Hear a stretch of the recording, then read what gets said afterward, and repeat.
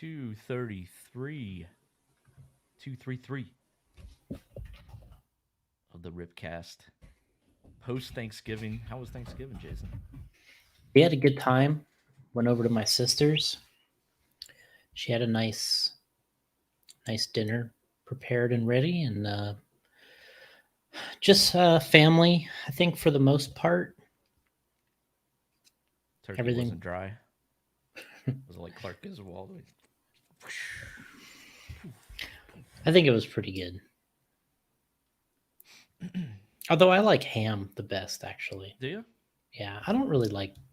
I mean, turkey's okay, but Yeah, I'm not a huge fan of turkey either. Like, in fact, the one year we had lasagna, we decided to have an Italian Thanksgiving, right, and man, I really pissed off Carrie's mom with that one. really. Yeah, she was upset. She was upset that the fact that we were having lasagna instead of turkey. It's like, who has lasagna for Thanksgiving? I'm like, well, Italians do, and it's just way better than turkey. Did you make the lasagna or did Carrie make it? Well, Carrie made it. Yeah, I Okay. can't make. Come on, dude. I can't make lasagna, man. I don't know how. I don't even want to try it. But I like when lasagna the edges are crispy. Okay. You know what I mean? I don't like Yeah. lasagna that's like real, like the noodles are soft and stuff like that. I just like it crispy on the edges. Soft in the middle there. Mm-hmm. Um, yeah, that's the best. I could have that for Thanksgiving for sure. But yeah, we tried it a few years ago and it was not a hit. It was not a hit. It was a hit with me. But... So, oh, look at this. Paul Wynn checking in. He's like, whoa, what are you doing? What's going on? Is this real? 2 podcasts within 2 days of each other? Kyle Chasen joining in. The new, what did I see on Facebook? JT Bearings, is it? I think that's correct. He's the team manager, right, of the team. Jason Santos, what's going on? He's Jason's checking still in. alive and kicking. He's doing well, I think. I love that song, by the way, "Alive and Kicking." Who did that song? All right. I'm not a music. Come on, Jason. Who did "Alive and Kicking"? Let's see here. I'm drawing a blank on that one.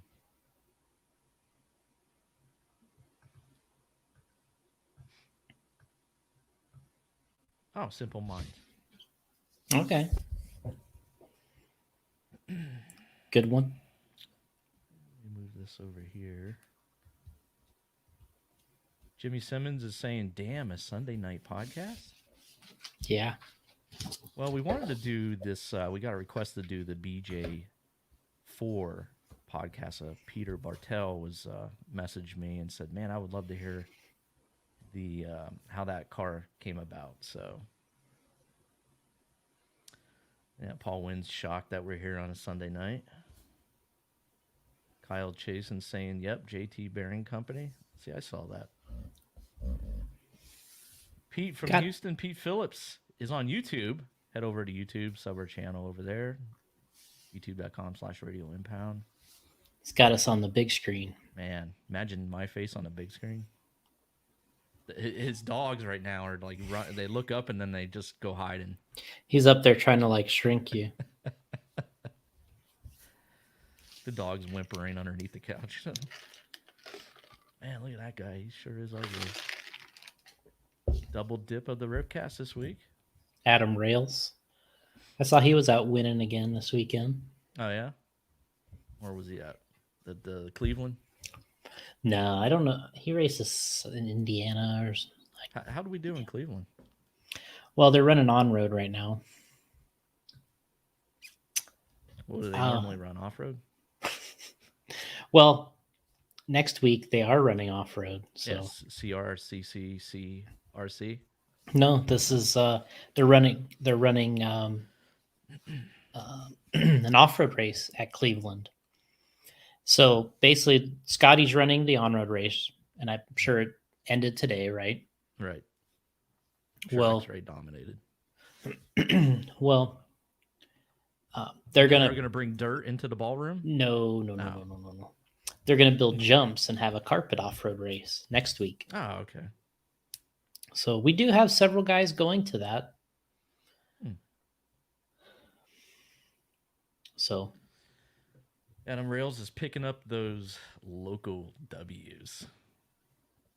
They all count, bro. That's what I did. I picked up local W's, and then I went to a race outside my track and was total shit. then you got dominated. Got dominated and whipped.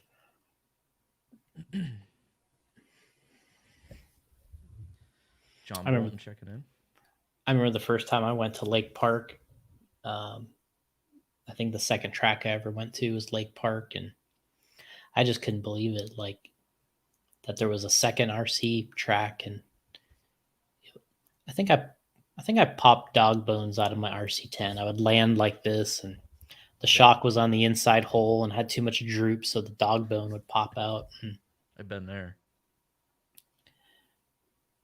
if I would have had the shock in the correct hole, I'm sure it'd have been fine. But I did get with my truck. Truck was where it's at.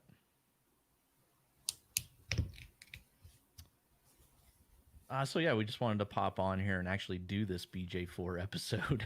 We've been promising it for quite a while now, and a perfect time on a Sunday evening.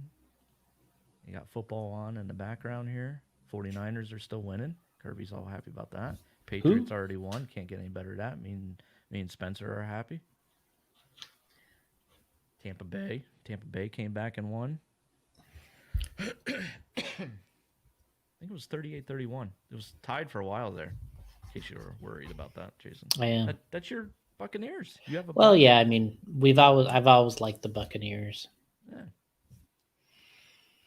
Vito, what's up? Vito says Lake in the Park, my favorite track in Florida. It's a favorite for a lot of people. I would say of the most popular tracks ever, it has to be in the top 5 for sure. It's people that had been there in the 90s, and then people that wanted to go there. The list is very high. It photographed well in those days. It was on video. It looked great.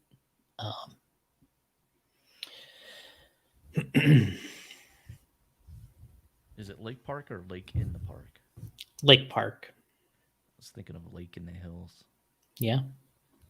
Been there too. Yeah, me too. 98. Yeah. Paul Wynn has NFL Red Zone on. What does that mean? It's multiple. So whenever a team gets in a red zone, they cut to that team. Okay. It might So you be a little basically bit different now. I don't know. So you just see scoring essentially, Yeah. or attempts at Yeah, scores. they got a bunch of them up there now, I think.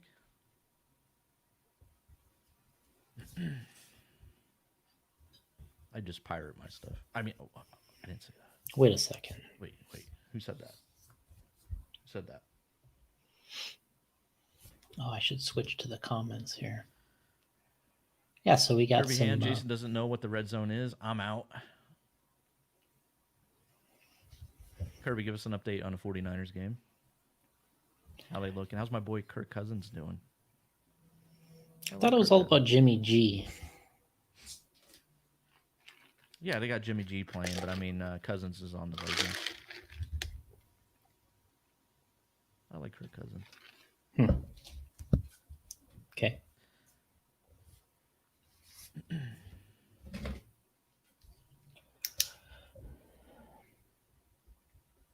So the car behind me is the.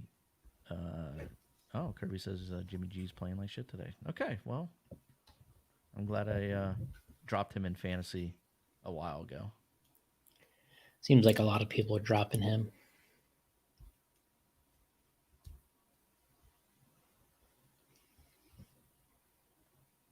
So, Jason, do you have the BJ4 there? I do have one in the garage. I didn't bring I it didn't out think here about yet. bringing it with us. No, it's in the Yeah. the J The Concepts warehouse there. garage. I could go get it, but you actually probably have the better photos, like the one behind you there. Yeah, I'm gonna have to get rid of myself here. Uh, Solo layout. You can see it Mm-hmm. here. Jason's starting his list. Click, click. So, Jason, tell me, Jason, when did you first have the idea for the BJ4? Well, what happened? Uh, I was racing for, we put up some photos. I was racing for Team Losi, and that was the early 2000s, 2001, that area, and 2002. I decided that I was going to go back to Team Associated. Talked to Cliff Lett. Back then, Reedy was still there, but I talked to Cliff, and they put me back on the Associated team after 2 years with Losi, which went okay. I wouldn't say that I was the most committed driver at that point. It was, but I was still racing locally. I did big races. We did the nationals, the regionals. Paul was at several of them. It went okay, but the Losi thing was not very natural for me. For me, it seemed like I changed everything. So I went to Losi, I went to Trinity, and I went to Novak. And I think of all the things that was really strange to me was running Novak at that time. I kind of felt like running the Novak speed controls with the Losi cars, and you went with I went with the Kinwald package, Losi, Yeah. Trinity, Novak, and I think that the thing for me that I remember not liking the most was at that time was the Novak equipment. I was used to the LRP stuff, and the Losi guys. Um, with Kinwald, the Losi guys, just it really didn't fit that well for me, even though that I was friends with most all of them, because at one time or another they probably were associated drivers, but um, it wasn't the greatest fit for me.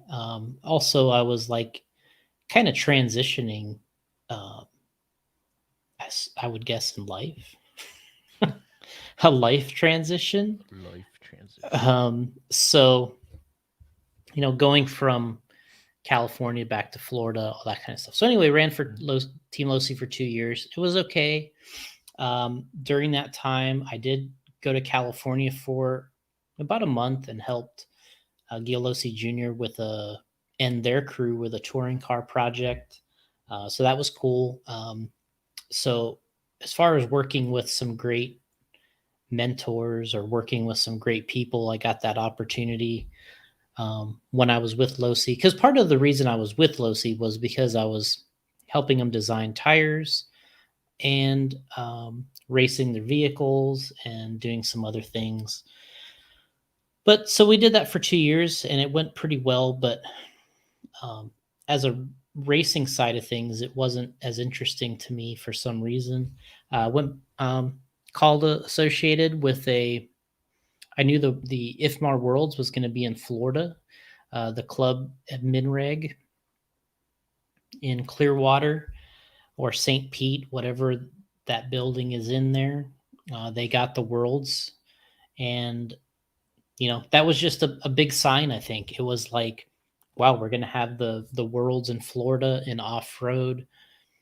I was going to be on a track that I was familiar with. I had ran the Team Losi cars there. I had ran the Associated cars there. And this is when Associated was fresh on the B4. The B4 was a brand new car for them. At that time, Team Losi really had an upper hand with the Triple X platform. They had a 4-wheel drive car, the Double X plus the Triple X. I never drove the Triple X. I only drove the Double X. Didn't like either one of them, but I did drive them. But the stadium truck and the 2-wheel was pretty comfortable with. But so we had this Worlds coming up in Florida at Minreg. It was the 2003 Worlds. And what was interesting about that one is there was supposed to be an '01 Worlds in South Africa, which we had 9/11, right? So we didn't, they postponed that event. They postponed it to 2002 in South Africa, which I don't think I was actually on the travel list for Team Losi to go to South Africa. I was going to say that list was very small. I remember They- Trinity was not sending a lot of guys to that because of the expense. Yeah, I think what happened is the in 2001 they were probably going to have a little bigger team going to South Africa. And I think once it got moved to 2002, they shrunk it even more. And I think I didn't really even express interest in going at that time. And they took a smaller team, and Matt Francis won 2-wheel drive there. And I believe Yuka Stanari won 4-wheel drive there. And so, but that was in 2002. It was supposed to be in '01. They did it in 2002, but then they kept on schedule to 2003 to have the Worlds at Minreg. So at this point, I was already, I talked to Cliff. I got back with Associated, was running the B4, which interestingly enough, I thought it was kind of funny because I remember when they shipped the stuff out and it arrived at my house. I remember him emailing me, I believe, and saying, "Hey, I saw that you signed for this package that arrived. So, whatever, have fun, good luck, whatever." And I'm thinking, check the tracking on this thing. Kind of interesting. So, yeah, so we did that, started running, and we were getting closer to the Worlds. And I still didn't really have a 4-wheel drive car. You needed a 4-wheel for the Worlds. I think I was planning on either, I believe Reedy, as I was Reedy, wanted us to run a Yokomo. And I think that's probably what Mark was running. Either that or the Durango car. There were several people that ran a Durango. But I believe Mark had to run a Yokomo. I believe him and Billy had to run a Yokomo for the Worlds. They wanted him to run that instead of the Durango. So I really wasn't in line to even figure out how to get a Durango, so I think Reedy was recommending getting the Yokomo car for me, but the last several versions I had of the Yokomo, I hated. The one they gave me at the 97 Worlds, I believe James Arluck posted something the other day on Facebook about some documentation of that came with the cars for the 97 Worlds from Yokomo, which was pretty cool because I kind of remember seeing that, getting that with my car. But anyway, I thought the car that we got there was horrible. I remember Masami won with it. He TQ'd and won with the car. But we didn't have a lot of time with it. I mean, they basically gave you the car, they told you to build it and show up, and you had to run with it. And there wasn't a lot of time to get the body painted. And, Masami would show up and he would have a few cars, and he had the car really figured out, him and his dad, which he should have. I mean, he was the guy that had all the world titles and the experience. But for us, getting the car and building it and getting the body painted, it was just such a kind of a disaster from that standpoint with that car. But the 2-wheel drive situation there was great. But so then we went to Finland in '99. Yokomo had more of a production or a molded car version of the Yokomo car in '99, which I hated. Mark did extremely well with it there. I think he was in the hunt. at that particular race, he did really well. I believe he led one of the mains or was leading at one point, which everybody thought was Masami was in the B main there. I believe that might have been the only B main Masami was ever in. I think he was in the B main in the 99 Worlds, and Mark was like second qualifier or something. So he was running well. I mean, he had TQ 2-wheel. He was at the top of 4-wheel. I remember one of the qualifiers, I missed a qualifier because I was like changing a belt. I missed another qualifier because I had the car in front of me and I had my Thorpe wrench and I'm like tapping on the rear tower and it just broke. And I just thought that the car was just, for what we were doing, kind of a disaster. Of course, Mark made it look good, as he always did. Masami made that 97 car look good. So anyway, we're fast forwarding. We get through to 2003. I'm thinking again, great, I have to have another Yokomo car for 4-wheel. I've never liked these. I've never ran well with it. And the only car I ever liked was the 95 car. But anyway, so Brad Relfs, who became, part of this project, he was the one that really said, hey, I want to get, I see the Worlds is in Minray or in Clearwater. I live right down the road. I want to run the Worlds, but I want to make a 4-wheel. And I was like, Brad, we're only like a couple months away from this race. Like, how are you going to make a 4-wheel to run in time for the race? And he's like, well, what are you going to run? And I'm like, well, Reedy kind of wants me to get a Yokomo, but I don't like the cars. More than likely I'll just get something and go through the motions and, run the Yokomo car for track time or whatever. Sometimes 2-wheel was first, sometimes 4-wheel was first. I couldn't remember how it ended up being, but so he's like, well, let's just make a car. And I'm like, all right, well, what do you have in mind here? And he's like, well, I kind of want to combine the parts and the TC3 drivetrain. Associated had the touring car that was, within the last probably 4 years that was new for them. He's like, I want to combine the TC3 drivetrain with some the B4 suspension and kind of make the parts to combine these vehicles. And I was like, well, I've done some stuff like this, and this is a big project. We're only a couple months away from this Worlds. And I'm like, well, do you have any drawings of this? Or he's like, well, no, not really. And I'm like, well, if you're really serious about this, I said, come over either during the week or on the weekend. We can draw this thing up. That was my strength at the time. And, whatever ideas you had, we'll incorporate these together with things that I know, and we'll design this car. And so we're sitting only a couple months away from the Worlds here. So I was just back running Associated. I guess the recap. Spent just that 2 years or less than 2 years with Team Losi.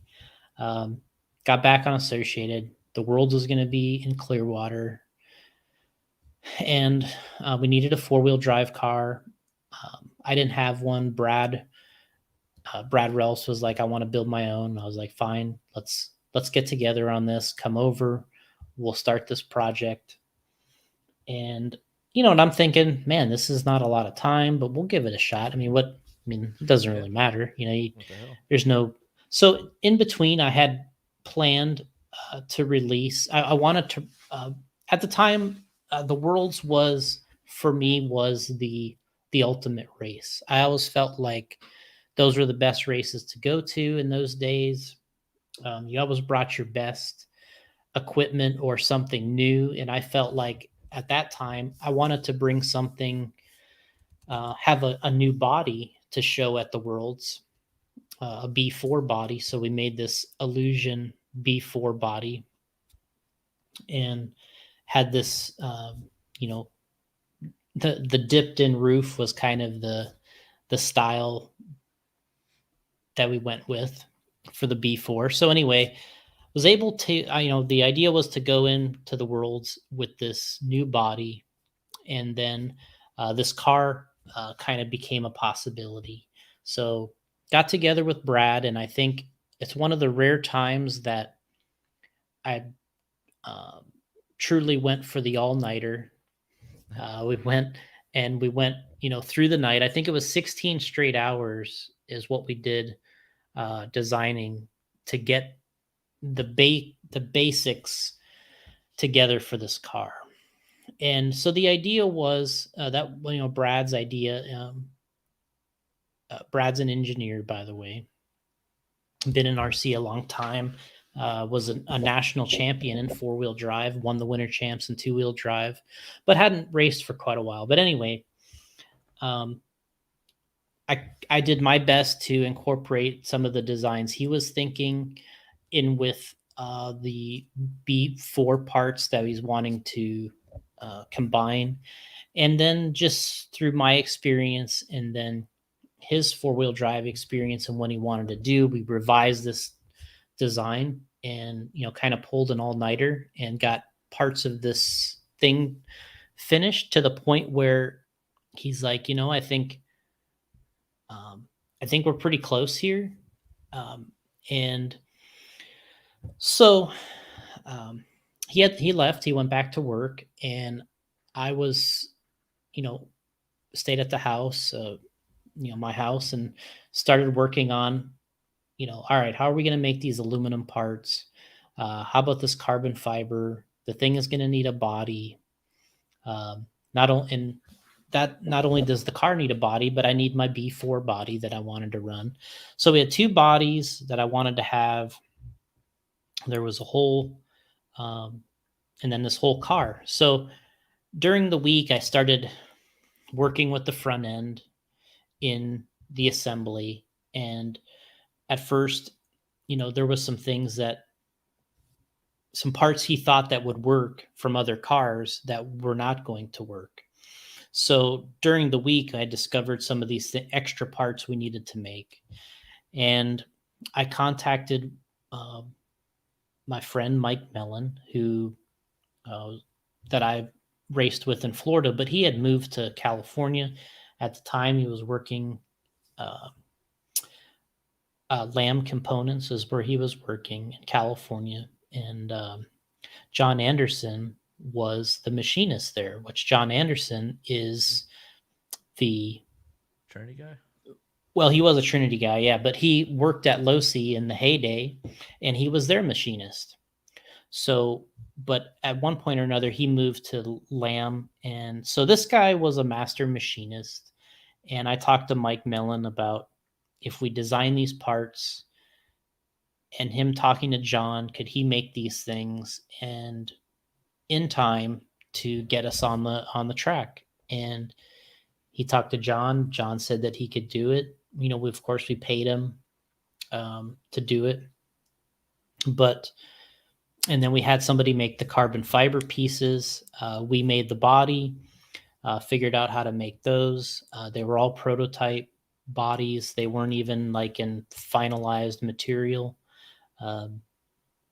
And something that, we couldn't take a lot of beating, but the material would be good enough to race and paint. So we kind of got this into motion. It's like, okay, we got the metal parts being made. And if you want to put that other car on the screen that you had up at first, which is the original car, that is, that's the car with the silver parts, the carbon fiber, the original body. And once we got all these parts shipping in, they're coming in very late. And you can see this was the design where the battery was all on one side, the electronics were all, and the motor were all on the other. That's the original TC3 layout. And so to get this far, this is when I took this picture, we had spent already maybe 2 days at Brad's house putting this car together. And What was really kind of nice about this car is when you looked at it like this, you thought that it was almost kind of complete.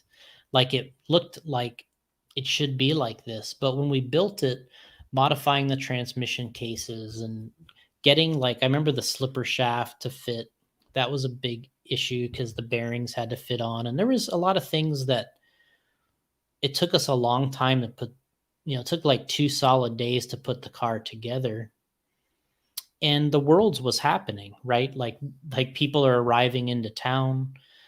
uh People were getting into town. They're going to have opening ceremonies for the event, and we were still at Brad's house because I went from my house to his with the parts. Anything last minute we had shipped to him. Any associated parts we needed were shipped to him, and we started finish building these things at his place. So and then Jim Myers painted both bodies. He worked on that illusion body project with me, and but then we had the bodies made in the sample material, and then he painted the body. So the body there in the picture, Jim Myers painted that along with my B4 body, and so we had this thing, and I finished it at.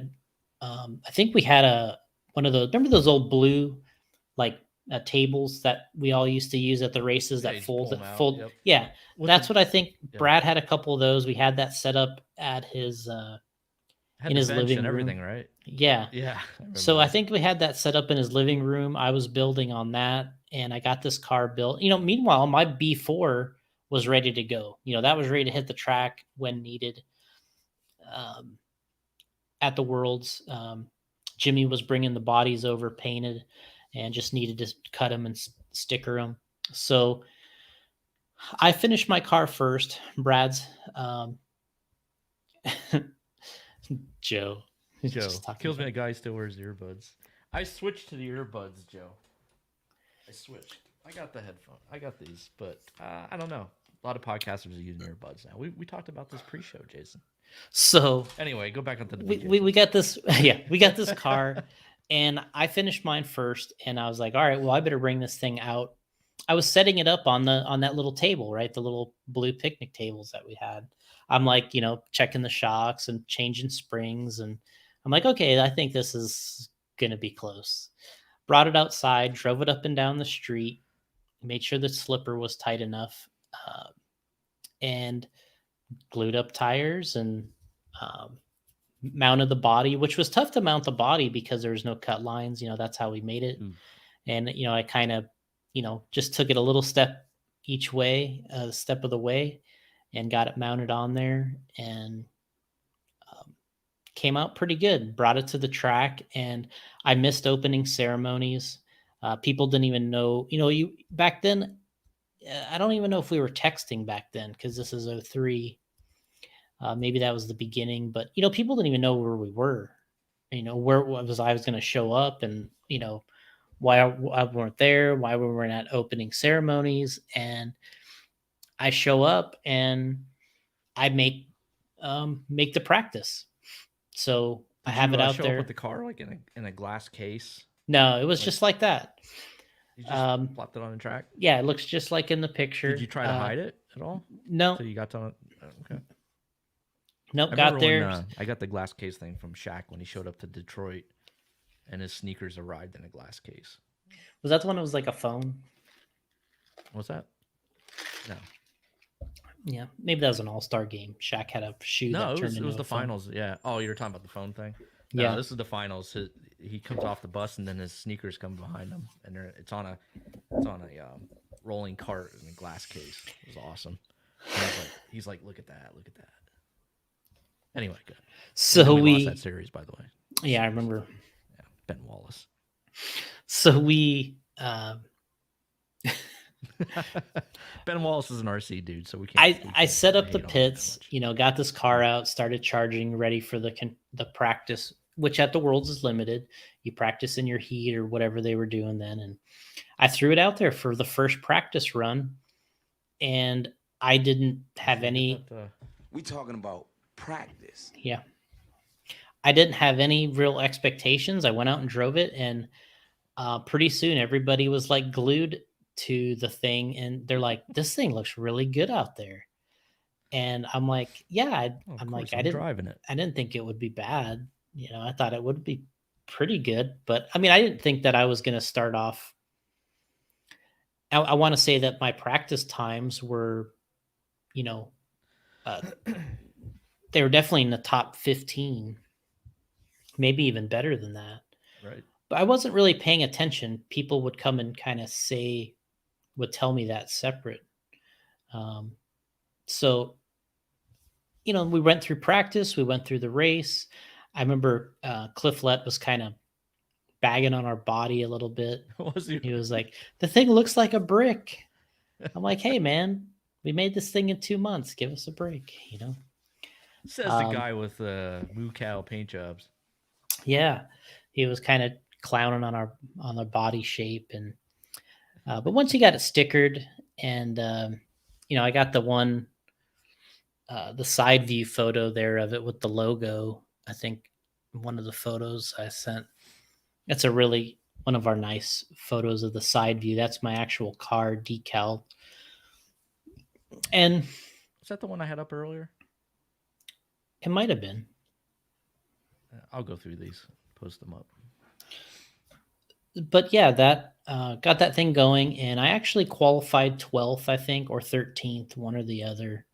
So I didn't make the A with the four wheel, but it was like 12 or 13th, which was good. People were very positive about that, and they just couldn't believe the story that we're telling them, that how quickly we got this thing together. And they're like, "You've never driven it before?" Nope, never drove it before the Worlds. I drove it up and down the street before I came out here.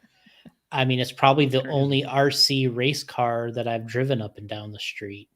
You don't build a new car and go and drive it up and down the street. Um, so um, that's the Worlds edition. There's another one that's like a direct side view Hmm. of a car. Oh, you're talking about the body look like a brick. Is that what Cliff said? Cliff Light said? Yeah, that one's. All right, This one go. was. There we go, brick.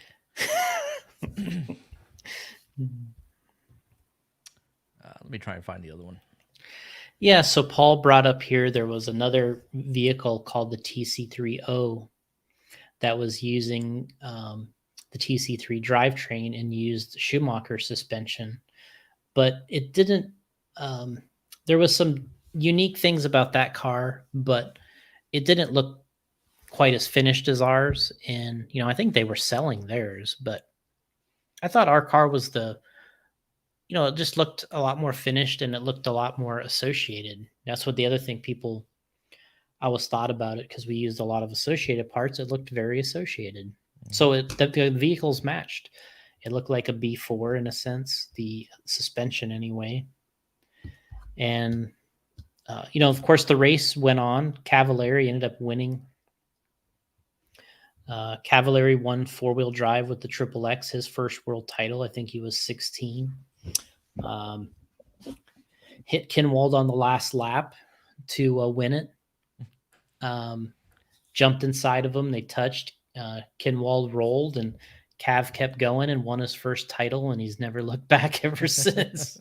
So, I remember we had a good debut with that thing. That's the picture there that I was thinking of. This original logo, the one at the corner, the BJ4 logo, that was designed by David Jor, who now is, he's got the Avid Racing products. He's a really good graphic designer, and he built our original website. So that was a photo we shot locally, cleaned it up, and added the logo, and that's my number from. So I guess I was 13th, because that's a number 3. So I was probably third in the B main of four wheel, and had a pretty good race out there in the B main. But you can see the long antenna back then had the regular Yeah. receiver. That's awesome. Pete's saying we need a retro J Concept shirt with that logo. That'd be pretty cool. Yeah, that was the logo that I designed. That it just kind of looked like, I guess it was like people really, I don't think really liked it, but that was the logo I designed. To me, it reminds me of the Jetsons. Oh yeah, I can see that. But then later David York, he actually did the J Concepts that's below BJ4. That was his version of J Concepts, which obviously had. Mine was all style, right? My logo was all like trying to be something. Yeah. And his was very straightforward and a little color change. And ultimately, the better for reading and looking at it. So we got through that Worlds. Look at that. Oh, hi. So, yeah, we went through two-wheel drive. Two-wheel drive, I did well. I think I qualified fifth in two-wheel drive with the new body. So I had a new B4 body, and that I qualified fifth with. That I was pretty proud of. The car looked cool. People really liked it, and it drove well, and people responded to that body. And this is before we really weren't going to sell any of this stuff. We were just doing this because we wanted to do it because it was the Worlds. And that's what you did back then is you made special stuff for the Worlds. And if you could race with it at the race, then that's what you did. So that was the goal. And then people started, the internet was brand new. There was forums, back then you guys had Tech Talk probably. Yeah. There was David Jor actually made a website called rc10b4.com. And it was a really nice looking forum, or I guess it was a forum. And I wasn't really a visitor of any of that stuff until I guess this race. Some photos got out there on the early internet, and Losi posted one of them actually. And I sent you the photo that people started posting of this car, which was it's from a turn, and it looks like I think I had yellow wheels on the front and white in the back. But let me look for that. Because Losi, they gave me front wheels because their original front wheel wasn't it wasn't legal for some reason, the diameter or the width or something. So they brought specially machined wheels to that race, but they only did them all in yellow. So I think there was a time in the race I was using some yellow front wheels, but so yeah. How did you get this approved? Like, didn't have to, like, when you showed up to the Worlds with the new car? You can do anything you want as long as it fits in the box and meets the requirements. Okay. So as long as it fits in the box, meets the weight requirements, and it's 4-wheel drive, I guess. Yeah, I guess you're ready to roll. Run the approved power.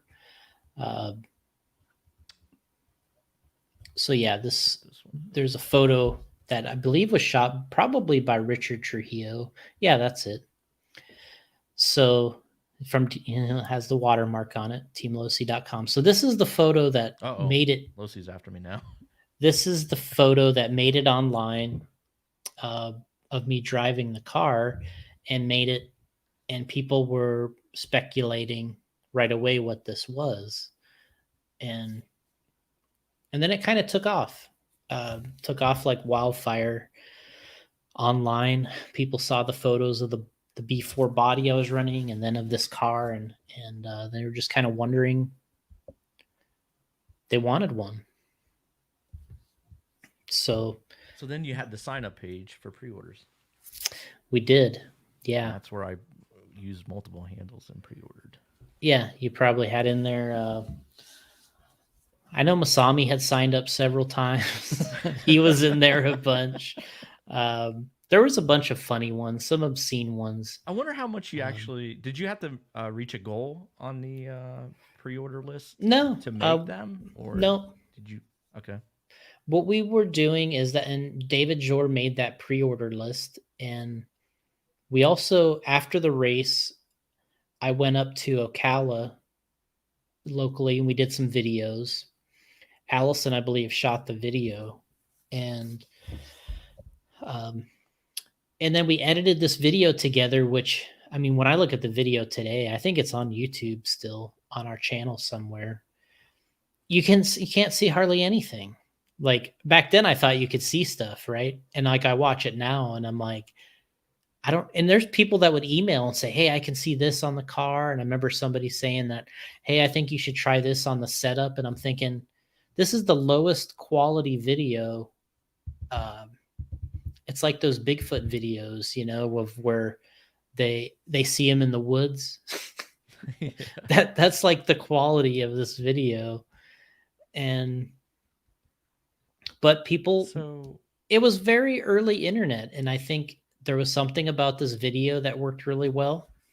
David Jor put some like um, EDM or techno music with it, and I mean, it was really neat. So we ran that video. We started that pre-order list. I think that the link for the pre-order was at the bottom of that video. what can I find that on YouTube? It might be just, yeah, J Concepts BJ4. I have 2005 Low C Race, original BJ4. Let me see what I got. You have a J Concepts live vintage chat back. You did this like 4 years ago. Let me see what this looks like. Yeah, well, I'm gonna put this one up. Original BJ4 video right here. Wait, It's 1 minute and 52 seconds long. It's just called Original BJ4 Video 2003.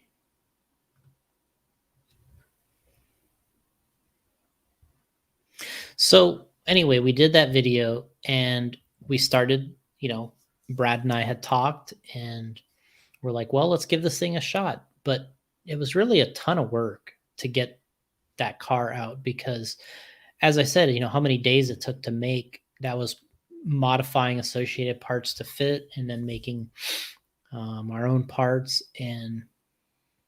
But we never would have got that car done if it wasn't for Mike Mellon and John Anderson getting those aluminum parts done and them knowing a little bit about, not a little bit, knowing a lot about RC to make sure that it fit and what it needed to be like. And the parts were fantastic when we got them. I think we worked on this is the video here. We worked on the top shaft a little bit, or the shaft for the slipper, and that was it, and went together, but modified so many components of associated parts to get it all work. But anyway, to go production, it took a lot of effort on our part and others to get the parts already modified and changed so that we could put them in a kit box.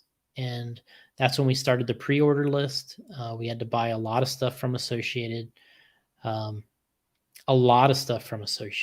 and then we had to make our own, aluminum and carbon fiber parts. So you got the video playing here, which I can see even less than I did the last time I watched this video. I mean, I remember what happens because I did this, but this is probably the only thing you can see is me cleaning the car with a brush here.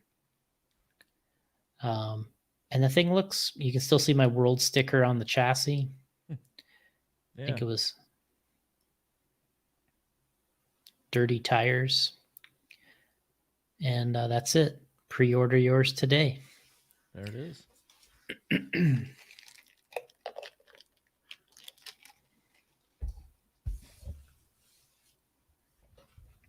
So we started getting some kits done. Well, we started the process of making the kits, but we started coming up on the 2004 Cactus Classic. I believe it was 2004. And we wanted to, I talked to Brent at Associated and he was like, hey, if you send us a 4-wheel car, I'll run it. And then I'll get if you send us a second one, I'll get Ryan Mayfield to drive it. And back then, Ryan Mayfield was the fast kid from Arizona, but he wasn't the Ryan Mayfield, obviously, of today. He was the kid that had won the Cactus in two-wheel drive, but that was he did it as a 75% off driver. This is me driving the four-wheel, one of the other cars at the track in Bartow, which this is the best the Bartow track I think had ever been, surface-wise. But anyway, so we got Ryan Mayfield to drive a car. We had Brent drive a car at the Cactus Classic, and Mayfield TQ'd one of the rounds of qualifying at the Cactus with Brad's car. Brent was driving mine. And so then we started, we had the Worlds under our belt. We got a good finish at the Worlds. We decided that we were going to release this car along with releasing the B4 body. And Brad and I worked on this thing. I worked on it all week, every day, and worked with my dad in construction. We built some houses and stuff to sell. So we're designing houses, designing RC stuff. Then on the weekends, Brad would come over and stay at my house for 2 days, Saturday, Sunday, and we would do more stuff. And Jim Myers would be there all the time. He would help us with anything from packaging to making bodies. And, so this is me driving at Bartow.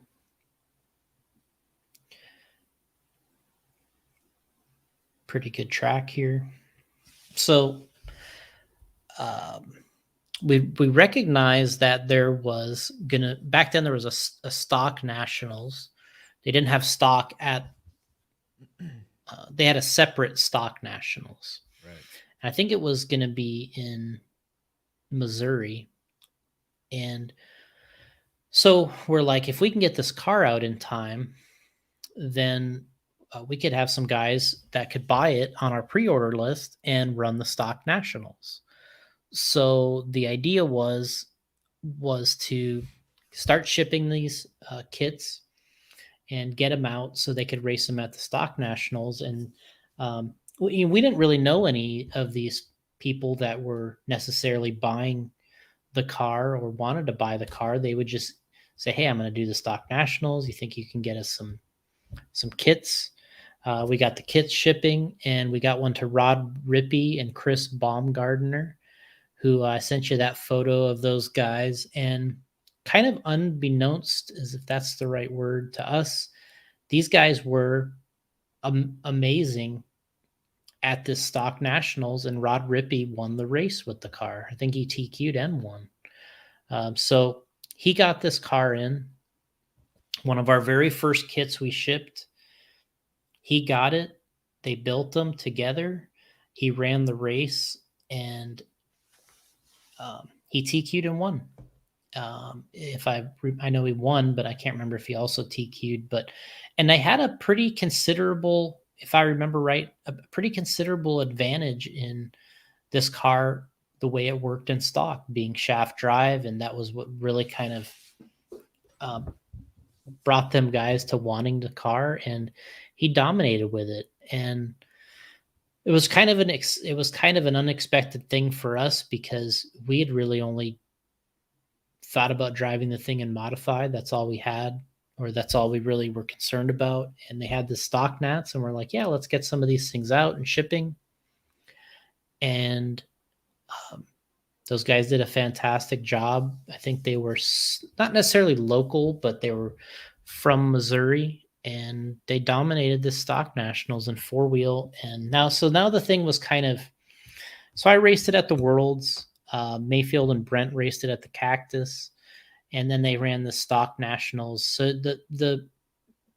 it was spreading, this BJ4, what we decided to call it. So it's Brad and Jason 4 was the idea of the name. Super creative, right? Right. It's not what you thought. Yeah. And I think we were at first the name was a little bit of a joke when we were at the Worlds, but then I think it kind of just turned into it changed from a kind of a joke to being really a great name for the car. People really liked the name, and it all the joking aside, it was Hey, how did you like it that BJ4? well it just became That is. yeah, I mean it just became not even about that. It actually became about the car, which was kind of neat. And uh, so we really enjoyed that part of it. Um, and then getting the cars out, during that pre-order list was a lot of work. We were trying to make or set up to make about 250 cars in a batch, right? So Mm-hmm. we'd have enough parts and enough associated things to make about 250 cars. So I remember emailing on these, on the pre-order list, I'd go down and say, your kit's ready. Something or other was my Do you remember how many email. pre-orders you had? I mean, it got into, I mean, it Legit was, ones. yeah, I mean, it got way past 1,500, 2,000, 3,000 pre-orders. Uh, of course, there was a bunch of fake ones, and then people that didn't, we didn't take any money. We just said, uh, we were just saying, hey, is there interest? And we just thought, the names were the interest. And if it was out there, um, that's what we would do. So we started building these things, and it was really expensive to build these cars. Um, if you're looking at, you're playing this video here, which is a lot more recent, but, it was really expensive to build these cars, and it took a ton of time. And what we didn't realize is how much work packaging was. You kind of had an idea. I'd spent some time at Associated working there when I was a kid, and I saw people packaging, and but I never really realized what kind of work it was to package diff balls. You know, Yeah. Everything has to be packaged. If we ordered 3,000 diff balls, say there was 12 in each end, there's 24 in a car times 200 cars. Well, just 200 cars is 4,800 diff balls. And that was just for the main And you're diff like balls, putting not them the in thrust there. balls. So yeah, you're putting, 12 in a package, and we had a lot of help, between Then you got to make sure you Allison have and 12 in there. So, I mean, my grandma helped us. Um, Allison, her sister, my mom, my grandma, uh, Jim Myers and his kids, and everybody helped package these cars, and it was just a ton of work, way more than I thought it was going to be. It just felt like you're never going to get these things packaged to put in a full kit, and then finally you get done, and you get done with this kit, and you finally can put kits together, and you're just um, that was a pretty big process. The instruction manual, that was a whole nother thing. yeah, who That did was that? You? I made the drawings, and they're from our original drawings. But then, in order to do the instructions, you had to finish the rest of the car. That was the other part of the work. So, like, the initial design of this car was you could eliminate a lot of things that were, you knew there was a diff inside, you knew there was shock parts, you knew there was a shock. But for the instructions, you had to have every single thing. So you ended up making this assembly, um, that just had every part in it, and uh, redrawing TC3 transmission cases and cutting them apart. And oh man, it was just Brutal. an insane amount of work to make the instruction sheet. And then I was kind of like done with it. I was like, I got one. I had instruction on each page, right? So like my original instruction manual was, step one, whatever, two, and then you turn the page, nothing was on the back, and then like, that was my first manual, and then Brad, he just couldn't live with that. He's like, well, we got to lay it out like a real instruction manual, so it's like multi-sided and it's folded in the center, not not stapled and just Right. individual pages. So I remember I had to go and run a race at New Red Hobbies. I left him at the house, and he spent a lot of time organizing the pages so that it would print like that. We could print it so it had a cover, and Yep. then each page was 11 by 17 and cut in half, and you have your, so it all laid out like an actual book or a magazine. And that was like a big thing because, it went from this thick thing that I was ready to print and just be like, all right, we're done. Let's throw it in the box. Let's ship this thing. And he's just like, no, we got to make it like a manual. And it was like, that was like a whole nother deal. But it turned out nice. We had a friend of his print the manuals that he knew in Tennessee. We got the manuals black and white. We made these,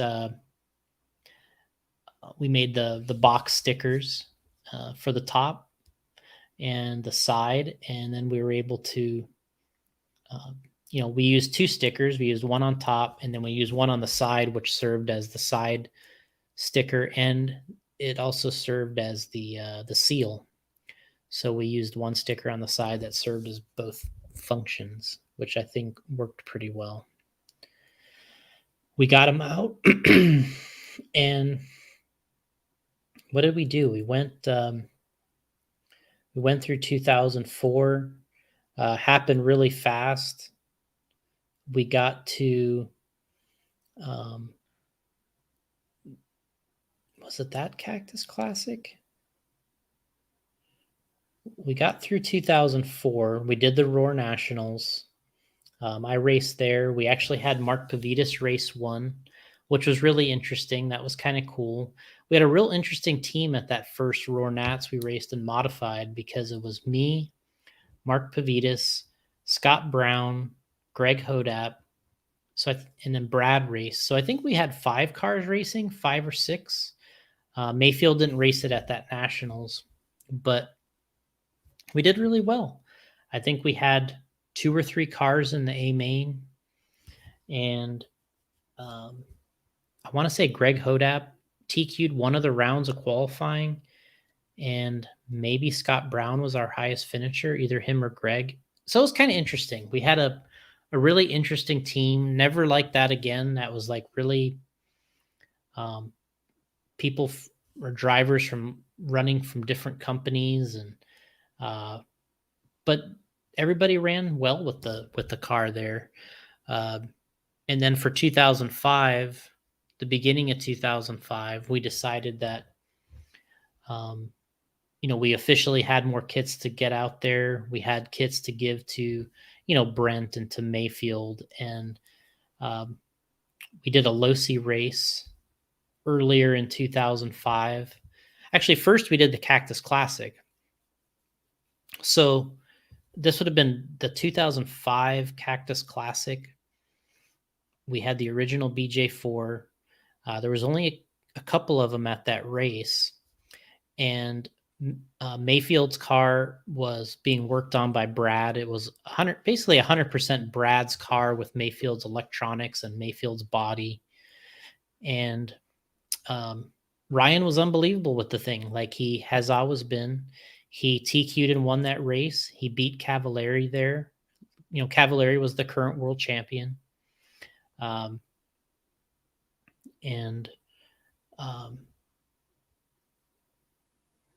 P-Pack getting popcorn.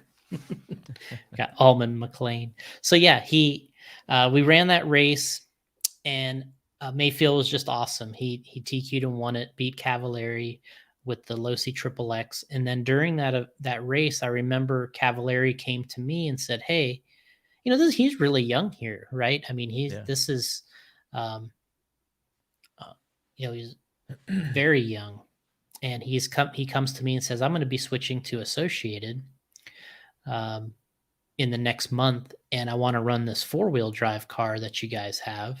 So, I tell Brad, I'm like, hey, Cavallari wants to get a car. He's like, why? I'm like, well, he's going to start running for Associated, and he wants to run our car as a third car.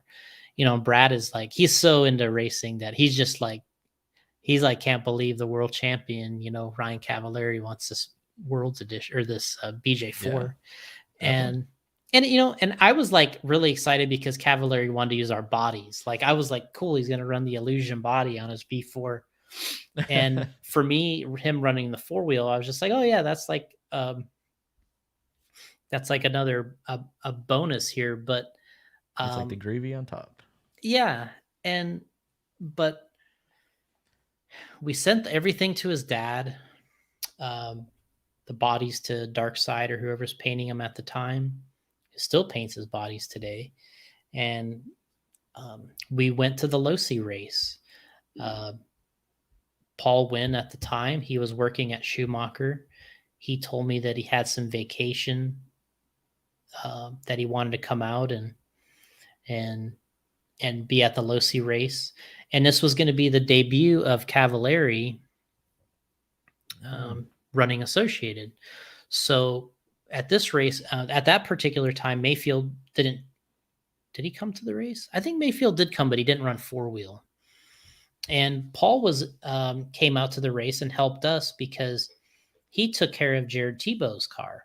So we had Paul kind of work on Jared Tebow's car. He started running our 4-wheel. So at this time, we had Ryan Mayfield, Ryan Cavallari, and Jared Tebow all running the BJ4 car. And Jared was spectacularly fast at that track. But he had a hard time, like a lot of people did, either keeping A-arms on the car in the front or, if you touch something with these 4-wheel drive cars, especially back then, they would break. And he had a hard time keeping a front arms on it. And Cavallari had a hard time. He didn't touch anything and break the car, but he was so hard on the car doing the jumps. This track had 3 over-unders on it. And he was so hard on the car that it wanted to strip rear gears because we were using, basically we were using TC3 drivetrain and plastic rear diff gears, and the car wanted to strip rear gears, especially with Cavallari driving it. And this track was high grip, but Brad would basically put new gears in it every run. Brad would put new rear gears in it every run, whether it needed them or not. And Cavallari finished the weekend and he TQ'd and won with the 4-wheel drive car, his first time driving it. And I remember driving the track myself. I was racing there and driving with the car. And I kind of felt like when I was driving it, like I didn't really feel like it was working all that great personally for me and for my driving. And when I watched Cavallari drive it, I was like, wow, this looks fantastic. I was like, this guy can do anything he wants. He was so good with the car. Along with when Mayfield won the Cactus with it, these guys are just on another level. And they were only probably just turned 18. So yeah,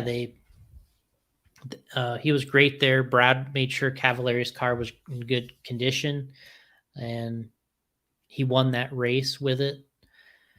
And I believe I sent you a picture of that one where it's the brick looking body one sitting on the track. It's got the Cavallari. It's just sitting there. It's not in motion. I'll look for this here. And this was always a great photo. I believe I took this photo on the track after the race. You can see how nice the track was. This was at Lake Park, by the way. We talked about Lake Park earlier, but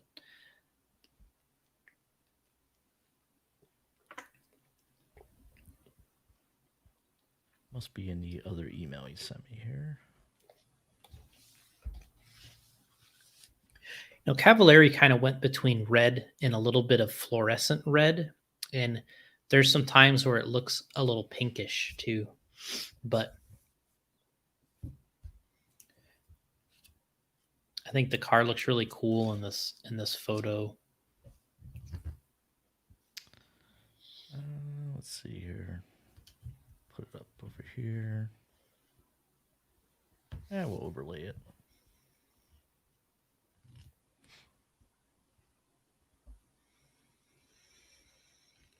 There it is. Yep. So this was really the original BJ4 here. This was our, the original body. This was the kit form of the car. You can see it has a blue anodized front suspension brace, a blue anodized bulkhead. And if you look at the surface that the car is sitting on, this is what we were racing on at Lake Park. The condition of the track was really good. And Cavallari won all 3 classes here. This was his first weekend out with Associated. And what was really strange about this race is Kinwald was at this race. And this was during a time period where Brian, a little bit before this, he kind of disappeared. He got sick and he was really not racing at all. And just he kind of came out to this event and he actually ran pretty good. I want to say in truck maybe. He was running pretty well. But at this point, Cavallari was just such a beast that Kinwald just he couldn't hang with him anymore. It just wasn't his time. And Cavallari was just at this point was just kind of a master. But so we got through these races and we started looking at, there was going to be a Worlds in Italy that year. So the 2005 Worlds was in Italy and they were going to have a warm-up race as they traditionally did. And I went with, I talked to Brent. I was still on the Associated team, on the travel team. I think I was even getting paid by them at that time still as a driver. Not much, but I was a racer for them. And so we decided, me and Brent and Cavallari. I'm trying to think who else went. Maybe 3 or 4 of us from the U.S. went on this trip to Italy to do the World's warm-up. So, and at the World's, of course, there's only 2 classes, 2-wheel and 4-wheel. And this, I didn't know a lot about Cavallari at that time. I'd spent a little bit of time with him, but I didn't really know. His dad didn't come with him on this trip. It was just me. I believe it was me and Brent and Pudge, and maybe there was another guy. But anyway, I remember thinking that, I can help him with the 4-wheel, get it out there. I was going to be racing too, but my racing was, of course, kind of on the back burner compared to Cavallari running this car and all that kind of stuff. But I was still racing, and I remember being there, and LRP was what we were using for electronics, or I was, and this was the beginning of their brushless motor and speed control days. And I remember Jürgen, who's the LRP owner, he wanted me to run the brushless equipment there because he had experience with me in the past and he kind of trusted my opinion on the product based off of the stuff that I had done with him in the 90s. And so he wanted me to run the brushless equipment there. I remember I ran the brushless equipment in my 2-wheel and 4-wheel, and worked on um, Cavallari's 4-wheel. But what I didn't really know at the time was Cavallari didn't really work on the cars that much. He was more of like a cleaner. He would clean them, and he'd get tires mounted and batteries charged, and he'd put them on the track. But his dad really did the Yeah. majority. His dad really did the majority of the wrenching. and I remember we went through practice in Italy, and he said, We talking about practice. right. And I'm running my 2 cars. So I got my B4, my BJ4. We brought a short chassis there for some reason. I thought maybe we would need to try a short chassis. I'm like switching chassis on my car, trying different chassis. I'm helping Cavallari with his 4-wheel. And I remember before qualifying started, I'm like, "Hey Pudge," I go, "Let's take the shocks off. Um, Let's let's, try it without the shocks. well, no, let's take the shocks off. Let's let you, why don't you redo the shocks? We'll put them back on the car, do a couple little simple things, and then we'll get you out there for the first qualifier." And um, he was kind of looking at me like, "I don't really work on the car. Yeah, I Like, don't know what you're talking I about, don't bro. really work on the car."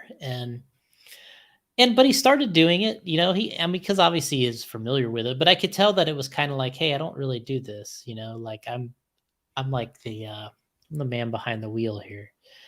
And so it was kind of like taking a while. And I remember looking, and they were saying when they were going to start qualifying. And I was like, "Look," I go, "we don't have any time anymore to do this. So let's just put the shocks back on, and we'll go up and we'll drive the qualifier." So we threw the shocks back on, and uh, Pudge is like, um, he goes out and he looks great on the track, right? I mean, he's not, killing it at this point. It's a brand Yeah. new track. You're in Italy. The track, I mean, to be honest, wasn't very good at all. I mean, just if I would have showed up there to run a club race, I would have left. It was not in good condition. Wow. There's grass growing everywhere. It looked like it was just, abandoned. It looked like an abandoned track, really. But anyway, so he goes up there, he runs, does okay, comes back, and I'm like, "Hey, we should check this or check that, and let's make sure your radio and your endpoints are good and all this kind of stuff." And he's kind of like, he just hands me the radio, and he's like, "Here you go, you can change it." So I look at it, I make some changes. Thankfully, we're running the same radio. Jason's And like, I don't know what I'm doing here, but I'll just move this over, move your throttle expo over here. Yeah. I mean, so he ended up doing okay. Wasn't a great finish. He was in the A main, of course, did okay, but in 2-wheel drive, I want to say that he qualified second or third, and he ended up winning the triple mains. And so the B4 obviously was the class of the field in 2-wheel. There wasn't many other cars out there at that time. The Losi had the Triple X. They were kind of in transition with being bought out by Horizon. They probably weren't able to generate new cars or equipment or prototypes as quickly as they did in the past. So running for Associated at that time was an advantage in 2-wheel, because the B4 was brand new. They're really motivated. And so Cavallari kind of dominated that warm up in 2-wheel drive, and we're like, "Hey, this is going good." And he finished, seventh or eighth in 4-wheel. It was okay. First time we really got to see him run it out there. The track was bumpy. It was non-maintained. It wasn't looked like your picture there in the background where the track's blue grooved and he's running BK bars. We were on control tires. We were on X2000 rears, Losi blockhead fronts. That was the control tire there. They worked okay, but not amazing on that track. And so we kind of left there thinking, in order to run the worlds and do this right, we kind of felt like we were going to need to make some changes to this car. And this car was only really, it wasn't very old, right? We were selling as many as we could make. Whether it was 250 or it was 300 or however many we could build, we would sell because the car was successful. It looked like an associated car. And then we went to this warm up and pudged it okay, but not as well as we would like. And Atsushi Hara was there, and he won, or at least TQ'd 4-wheel drive, and was just killing it. He was running the Durango car, which was kind of a hybrid of parts from Schumacher and Associated and everybody else, and also Durango parts that Gerd made. And this car looked phenomenal. It's, at that time, Hara was, he was probably one of, if not one of the most talented guys in the business. He was specialized in touring car and on-road, but he'd come run off-road, and he obviously was doing really well there. And I came back. Brad didn't go to that race, the warm-up, and I came back and I said, if we're going to win this thing or be in contention, then we're going to have to make some changes to this car. We kind of looked at some pictures of how Atsushi was running the Durango, what the layout looked like, and the way the car was configured. And then we, I think I got maybe a little more involved at that point because now we had an opportunity to kind of redesign the car again, even though we really didn't need to. It was already selling, it was doing well, but we kind of felt like for the Worlds, there were several things that it needed. And so we went for it. And what we did was we had a Roar Nationals in 05, which was at RC Madness in Connecticut. And this is kind of where things start to change a little bit, because at that time, Jared Tebow, Ryan Cavallari, Ryan Mayfield, all three of them were running the BJ4 car. And the car was gaining a lot of interest. Associated started taking a lot of interest in the car because drivers that they were paying to run for them were using it, and they were winning. I mean, we were winning tons of races. So Cliff kind of went from like laughing at our body and it being a brick to talking to us about buying the design of this car.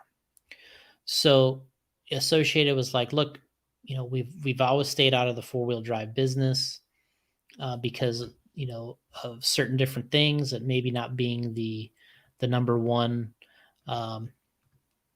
item in sales. Trucks got so big, gas trucks got so big, touring car got so big that they never had to have a 4-wheel. They were always doing so well in all these other categories and classes that they didn't really need one or have time to design it. They didn't have a really deep engineering staff back then. They were happy to get a new 2-wheel stadium truck, have the touring car, and a gas truck. I mean, that was really the nuts and bolts of the lineup. Then they had some pan cars, which I think took up some of the rest of it. But that was really their lineup. RTRs were kind of all the rage at that time, getting your best-selling race car made as an RTR. And I know that's what Losi was doing. Then Associated did their gas truck. But then, so Cliff came to us and he was talking to us about buying the design of this car, the BJ4. And so when they first started talking to us about this, Brad and I, the car that's behind you there, the original BJ4, that was the one that they wanted to buy, which was the one that had the battery all on one side, the electronics all on one side with the motor. But But in between all this, I kind of went to Italy and did this warm up with, did this warm up with Cavalieri, and realized that we were going to have to make some adjustments to the design if it was going to maybe contend for the win. So in talking to Associated, and they kind of gave us a time frame and said, hey, if you guys want to sell us the design of this thing, the time period is from now until, whatever, say it's a year and a half or something like that.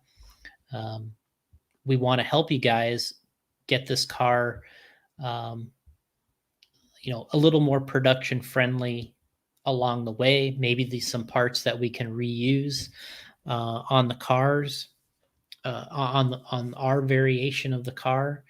And so we started there. So we're in 2005. We'll click the pen here with Pete. Well, 2005 is ongoing. So we have the Roar Nationals that was going to happen at RC Madness. So based off of what I learned at the warm up in Italy, and I came back with Brad, and we said, let's go to a saddle pack chassis. That's kind of what Hara was using at the time. We said, let's move the batteries back in the car, go to saddle packs.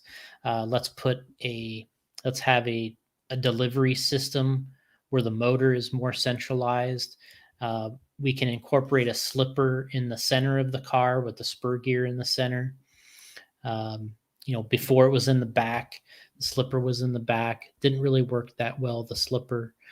So it gave us an opportunity to redesign the chassis, set it up for saddle packs, which we were still using traditional batteries, nickel metal hydride cells, I guess. And so we designed the car around this new chassis layout. And with this Roar Nationals coming up at RC Madness, we got enough of all the parts, the prototype parts for this car, to have at that race, but we didn't want to race with it because we were selling the original car. We didn't want to show that there was another car or what we were going to do for the Worlds. So we had a new body, we had a new chassis, we had a bunch of new parts for this car, and we had the car kind of ready to go. And we asked Mayfield if he would stay the day after the race and run this car on the track, and he agreed. And so we ran the whole Roar Nationals. I believe he TQ'd the Roar Nationals, but he didn't win with our standard BJ4. We tried everything to get him that win. With the setup, I remember messing with the pistons and drilling pistons and changing setups, and it just wasn't to be. He TQ'd it, but he didn't win. And Greg Hodap won with the X Factory X5, which I'd never seen that car have as good of a weekend as Greg had with it that weekend. But very, as Allman said here, interesting hearing the 2000s, because there is a dark era, and I agree, this is part of it, where there was a dark era in the digital transition, and this was part of it, this race at RC Madness. I want to say that Jared Tebow won Stadium Truck, Mike Truey won two-wheel, and then Greg Hodap won four-wheel with this X5. And I remember at the time we were kind of in a little bit of a, not really a battle, but it was we wanted our car to be a winner. The X Factory guys wanted their car to be a winner, and we had already won the Cactus Classic and the Losi race, and did well at the Worlds with me driving it, but we wanted that Roar National. But we didn't get it there, and we waited. I ran the day after with our prototype, what we called the BJ4 Worlds Edition. So we went to the saddle packs, the center slipper, the split drive shafts, the motor location. So we did a lot of different things on that car, new body, new wing, and Ryan ran it the day after we were there. It looked good, promising, better.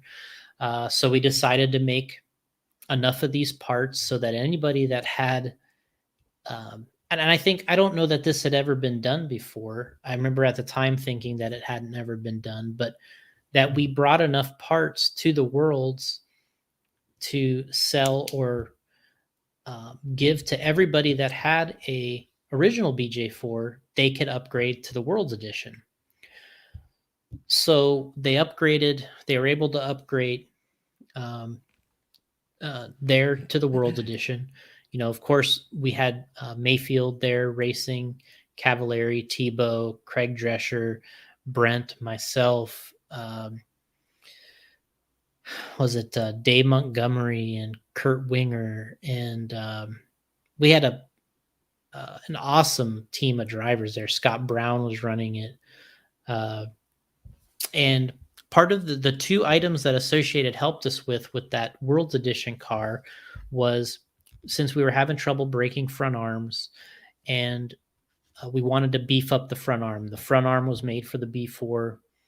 We wanted to beef up the front arm, use more material on the front bulkhead for more plastic on the arm.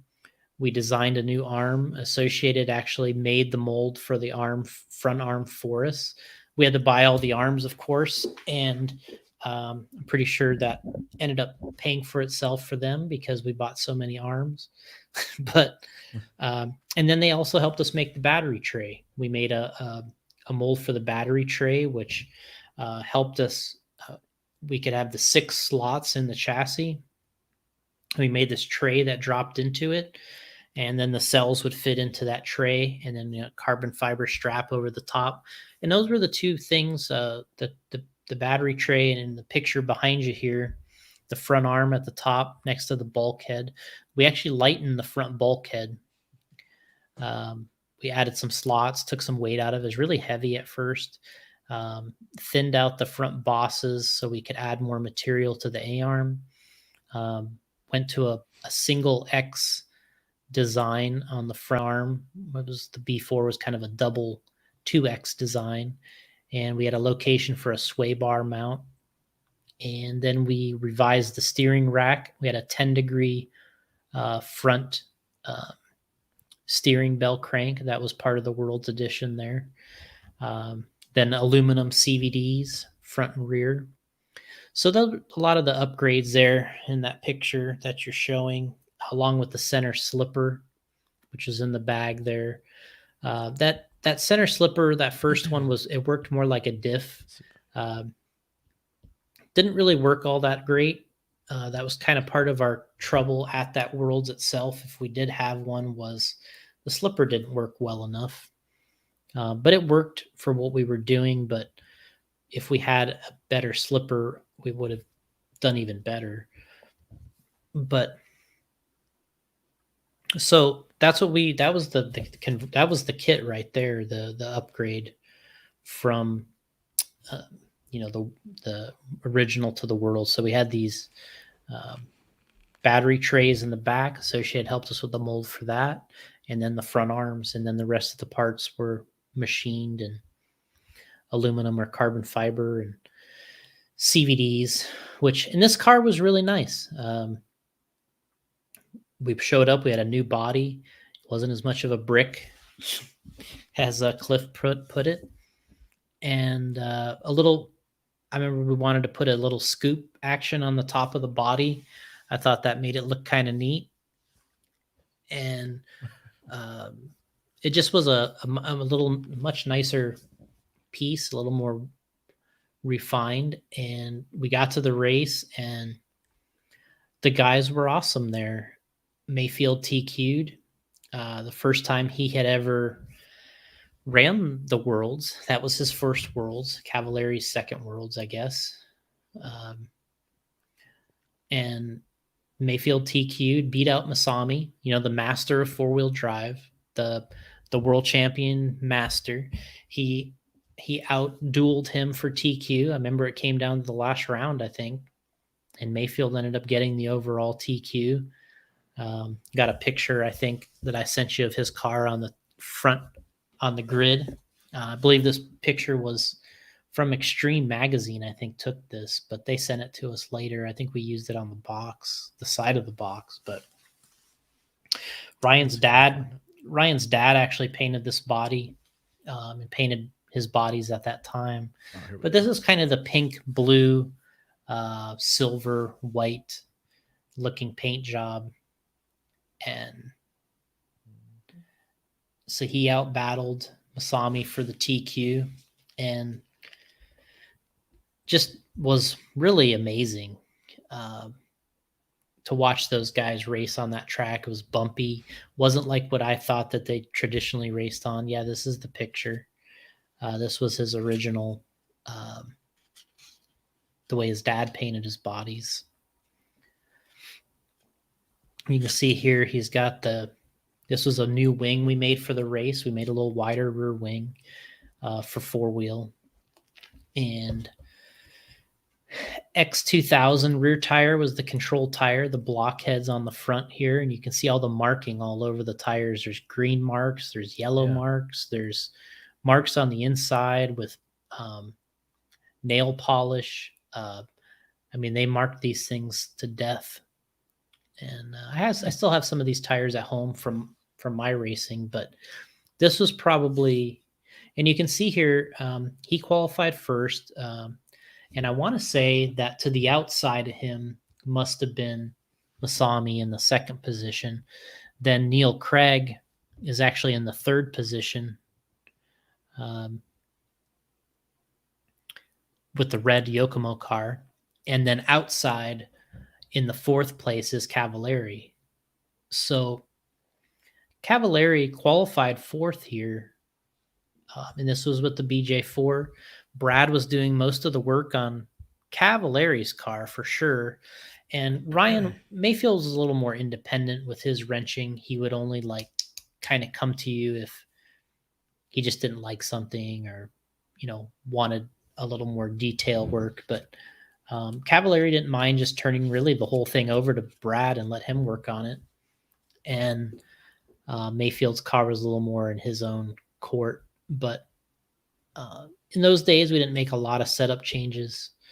You can see in this picture, Ryan's car has a silver front bulkhead because this was a prototype for the front arms. And this car worked awesome on this track. And I think these guys just being, I mean, the way Mike Bellotti's putting it here, Mayfield passed all the other levels and had to face the final boss, which is 100% the truth. I mean, it couldn't really be any more true than having to face the final boss, Masami, in that race. And this was when Ryan was really new on this scene. He wasn't really. He might have just became a paid pro, or maybe just after this. I mean, we're talking about somebody that TQ'd the Worlds before was even a professional RC driver. So, very, very impressive driving. And then I remember the Cavallari won this in the first two mains. He won it in the first two mains. I thought that. I mean, there was a main with him and with Ryan and both Ryans racing for the win that they were so, they were battling hard. Obviously they're battling for the world's win. And I just couldn't believe. I'm thinking, we're on the same team. Don't hit each other. And I just think that it was just, it just was like a magical win.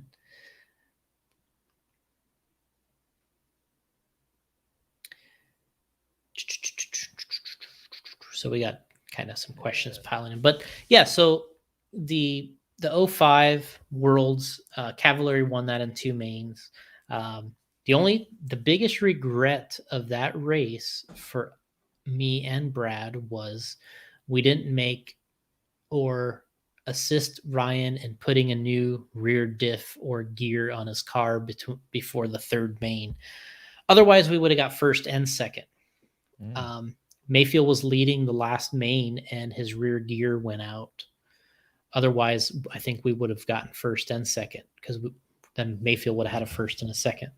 Cav had it wrapped up with 2 wins in the first 2 mains, and then Mayfield, I think, was leading the third main when the rear gear went out. And then Neil Craig ended up getting second overall, and Mayfield got third, which that's the only regret that I remember about that, was that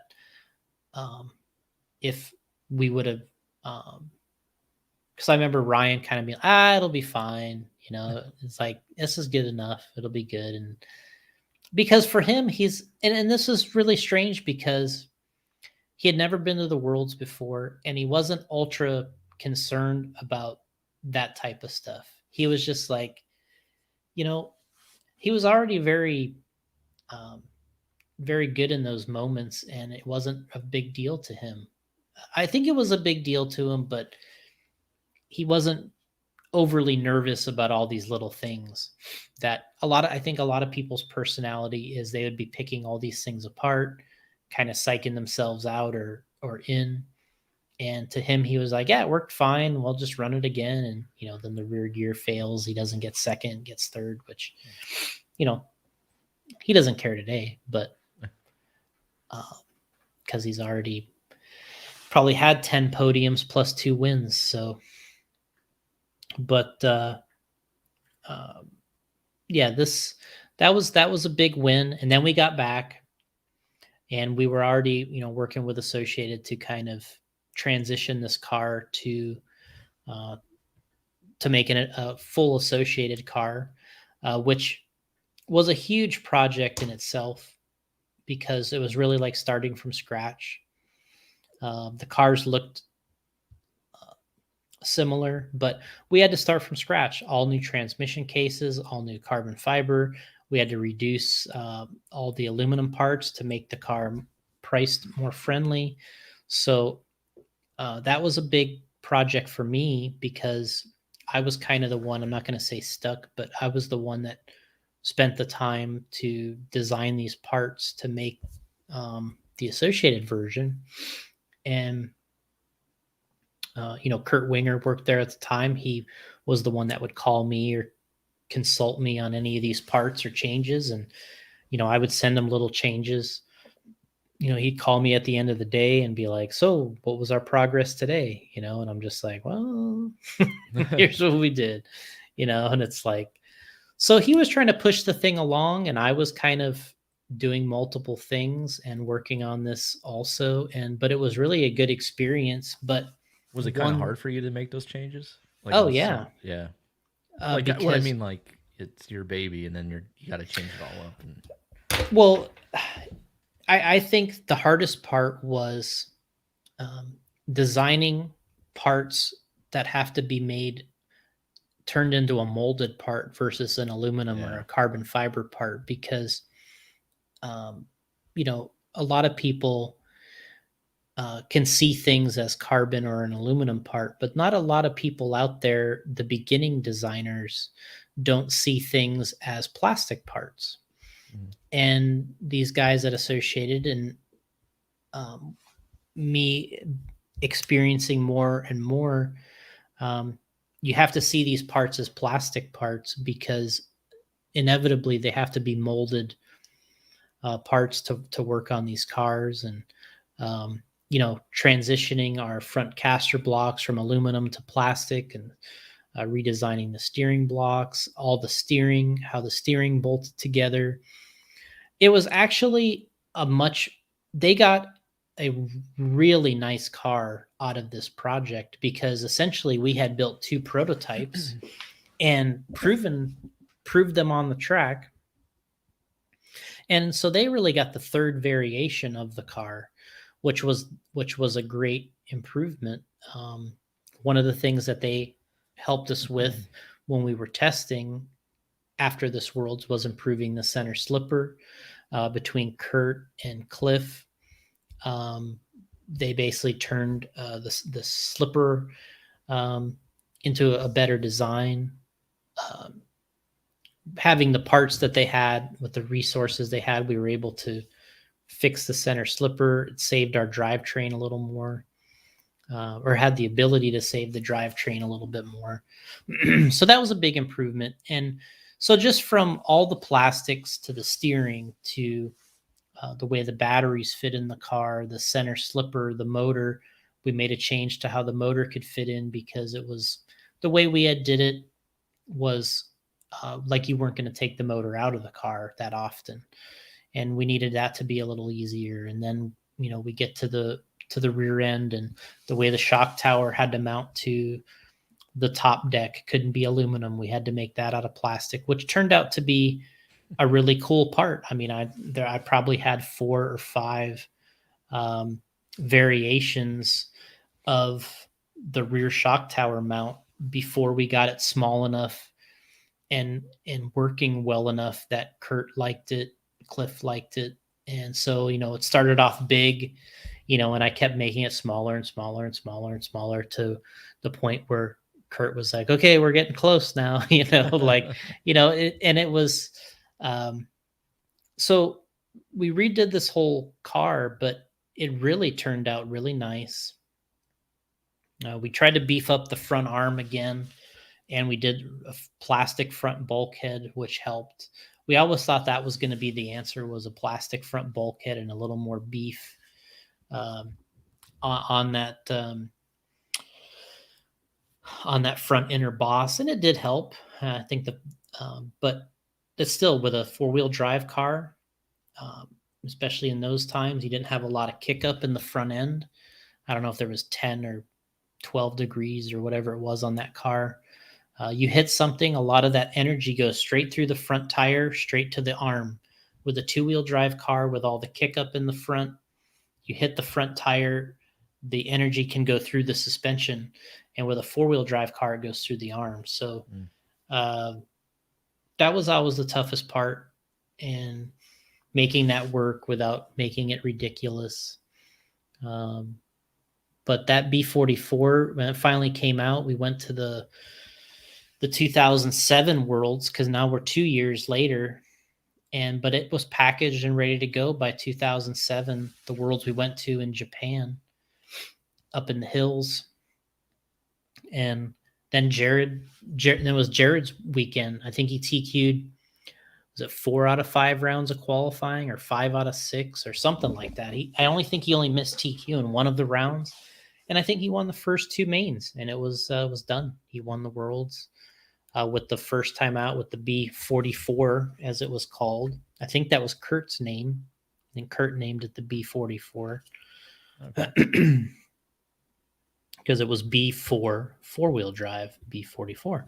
That makes sense. So that since then there wasn't a B45. They went straight to B64. Yeah. So there wasn't a B54. I'm sorry. There wasn't a B54. It went to B64. Then now they're on the B74. So so that was a good project. It kind of allowed us a little bit to transition out of the car side of things and more into tires and wheels and bodies, which was I guess a little more of my passion of those items. I mean, I obviously like the car stuff, but it was a nice turning point. It was a little rough of a transition because we still had to sell 4-wheel drive cars that we had to service those customers. And then there was obviously the associated car would come out, and essentially we would kill our own sales, Yeah. So whatever sales we had for the BJ4, we essentially turned it over to Associated. And then, so if we hadn't if we weren't getting into different items and furthering the body line or the tire line, we wouldn't have existed anymore. We would have just turned it over to Associated. So kind of had some plans there that allowed us to go further and further with Mayfield in the racing side of things. We got into the tire side, and he was just always real dynamic on the track to where he could make something happen. Nick is asking, did Associated have a certain style or design philosophy that you needed to try to emulate in the redesign?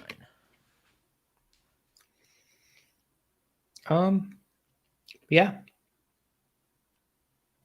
I think that if you look at all their vehicles from the B4 generation through the B5, the B6, you can tell they're Associated cars, in my opinion. And there's a certain look to the parts. There's a certain design, some ideas that they have about the way things work, whether it's, shocks or the way the plastics look. To me, it's the plastics, the way the plastics look. That was really what was identifiable to me about the B4 was that front shock tower and the front and rear arms and the rear shock tower. To me, that's what really screamed B4 and Associated about that car was the way those parts looked. And we definitely tried to carry over that look into certain parts. There's really small things about, the design of those parts, whether it's the radiuses used. Now they're using chamfers a lot on some of the parts, but back then the radiuses you would use, the size of the radiuses, like we talked about the double X bracing versus single X bracing in the arms, and just the way they might, secure the shocks, or the top of the shock or the bottom of the shock, or the way that the parts are braced, or the ribbing that's used on the plastics. I think that's kind of the style was, part of the goal was to make it look still like part of their lineage, I guess. And it did. The B44 looked very much like a B4, but with a lot of carbon fiber on it because of the chassis and top deck. I know the steering was pretty neat. We worked on the steering. I know there was one we incorporated. Kurt had sent me, he was working on the GT2 at the time, and we incorporated some of the look of the steering servo saver area that he was using on the GT2. We incorporated that into how it kind of started looking on the steering in the B44. And then I was always I never liked the way our BJ4, we had to build it the way we did because of the limitations. But when you took the top deck off, all the steering would come loose. And that was a little bit of a mess to put back together. And we were able to create the steering post in the center that bolted to the chassis. And then there was a cap that, held the steering together. And that part turned out nice, the way the steering was held together, the front bulkhead, the rear chassis plate. I remember working on that a ton and called it like a little gingerbread man. The rear chassis plate looked like a little gingerbread man. There was a lot of cool little parts that I was really happy with. That rear shock tower mount that we revised, 4, 5, 6 times. That turned out really, really small and compact. A lot of little lightning pockets in it, and it was a really cool part to work on. Along with that rear chassis plate and the front bulkhead and the steering, I think are the kind of the areas of that car that I really, really liked. Corey's asking, why are the front arms made with the X pattern in the inside of the arm instead of one solid plastic arm? Well, there's some limitations for molding that there's 2 things, right? So you got the weight of your you want your suspension arms to be lightweight.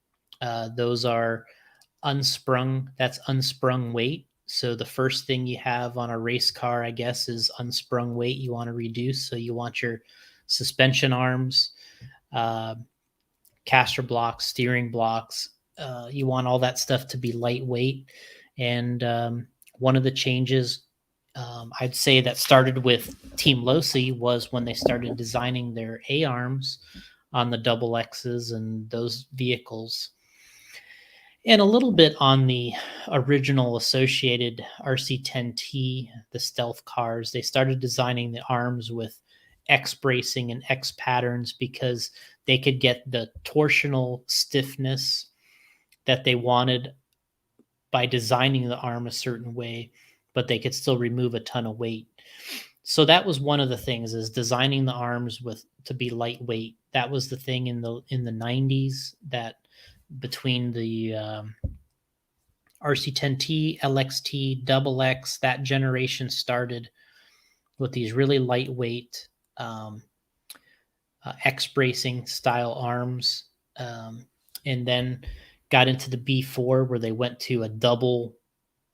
The reason there was two X's on the front of a B4 arm is because the shocks were mounted in the center, and those X's connect to the to where the shock mounts in the center of the arm. They got two X's in there, but so one is weight, and then two is trying to mold parts that are solid plastic. Is always kind of a no-no in the business. I've always been told you don't want thick sections where plastic has to flow, because that's an area where you could have some type of where the plastic comes together. You can have these bulky sections where the plastic doesn't knit together quite well, and you get weak areas. And so usually molded parts are made more skeleton-like and with ribbing and lightweight sections, and that's why you see a lot of the parts made the way they are. And these thick, chunky plastic parts you don't really ever see, because one, they're heavy, and two, they don't mold very well. So that's really the reason why it's done the way that, even if you look at it in a car where they call it, HB calls them the monocoat arms, where they have a solid bottom, but the top is recessed, and then they put a piece of carbon over it. It's still all hollowed out and has thinner sections. So, and honestly, if you look at an original RC10 front arm, the original car with the short front arms, it has a solid bottom, and and there's removed sections on the top of an RC10 front arm, which, so technically, I guess you could say is they had that arm. And I mean, even to me, or somebody could even had that before them. That's just the one I'm thinking of. But that's interesting. Almond saying, when did you decide to ditch the roof scoop, and why? I think it was because we were getting faster, and we wanted to make, what was popular at the time was we had a scoopless Illusion 2-wheel drive body. And I felt like we could take the scoop off the roof. The car would look lower, because, we could remove height from it. You take the scoop off, it would get lower looking, and we could call it the scoopless. It was a scoopless. That's what we called our 2-wheel body, the scoopless Illusion. I like it. And this, we had a scoopless, I think, a 4-wheel body. So we started going away from that to making it look lower, and yeah, it's kind of where we are. Nick DeVito, were there any changes, ideas, improvements that you wanted to add to the B44 that got left out or vetoed by Associated? I don't think so. I remember we started working on a plastic front shock tower at one point. I think that was mostly my. I was kind of going down that path. I was thinking maybe we could do that, but it never panned out, and it just wouldn't have worked. And I'm pretty sure that would have gotten not vetoed, but they would have looked at it and said, "No, this is going to break," and it would. We were breaking carbon front ones, but you had to hit something pretty good to break one, but people would break them, and the plastic probably would have broke even more. And I know that was a weak part in the double X and the triple X. They had molded towers, and they broke those things quite a bit. And going to the carbon front tower. Well, we had that on the BJ4 anyway, but it was the best way to go. But I remember that was a part we worked on. Our BJ4, the center cap we had over the slipper had more detail to it. And I really wanted them to have more detail on that center cap. But I remember Curtis and the guys were like, no, we can't have all that detail on there for nothing, and just going to be too expensive to make. And so they stripped off all my detail, and just made a little ring around it instead of like all my ribs and fancy stuff. But yeah, they stripped that off. Bummer. There was a couple little things, but nothing really major. It was mostly cost saving measures. Just go back through these questions here a little bit, or comments. Andrew was saying he thinks he was number 28 on the list of the pre-orders. I wouldn't be surprised. He was really early. And man, they had a ton of success with that car in Australia. And I mean, it's been so long now. It's amazing that we're all still doing this and we're racing. Live. But yeah, I mean, that we're all racing, and I know Andrew's been getting back on the track recently. And he's trying to rebuild some of his old stuff. So, and this is probably a little fresher in his mind almost because he's been rebuilding B4s and I think BJ4s. So, oh, wow. Pretty neat.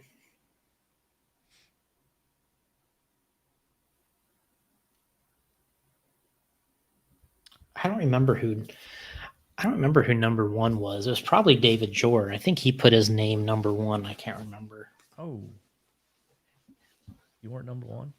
I don't think I was number one. 2, 3. I don't even remember. Man, that was a unique. It was definitely a good time period. Something that would be cool to do again. It just there was a lot of effort. There was a lot of work.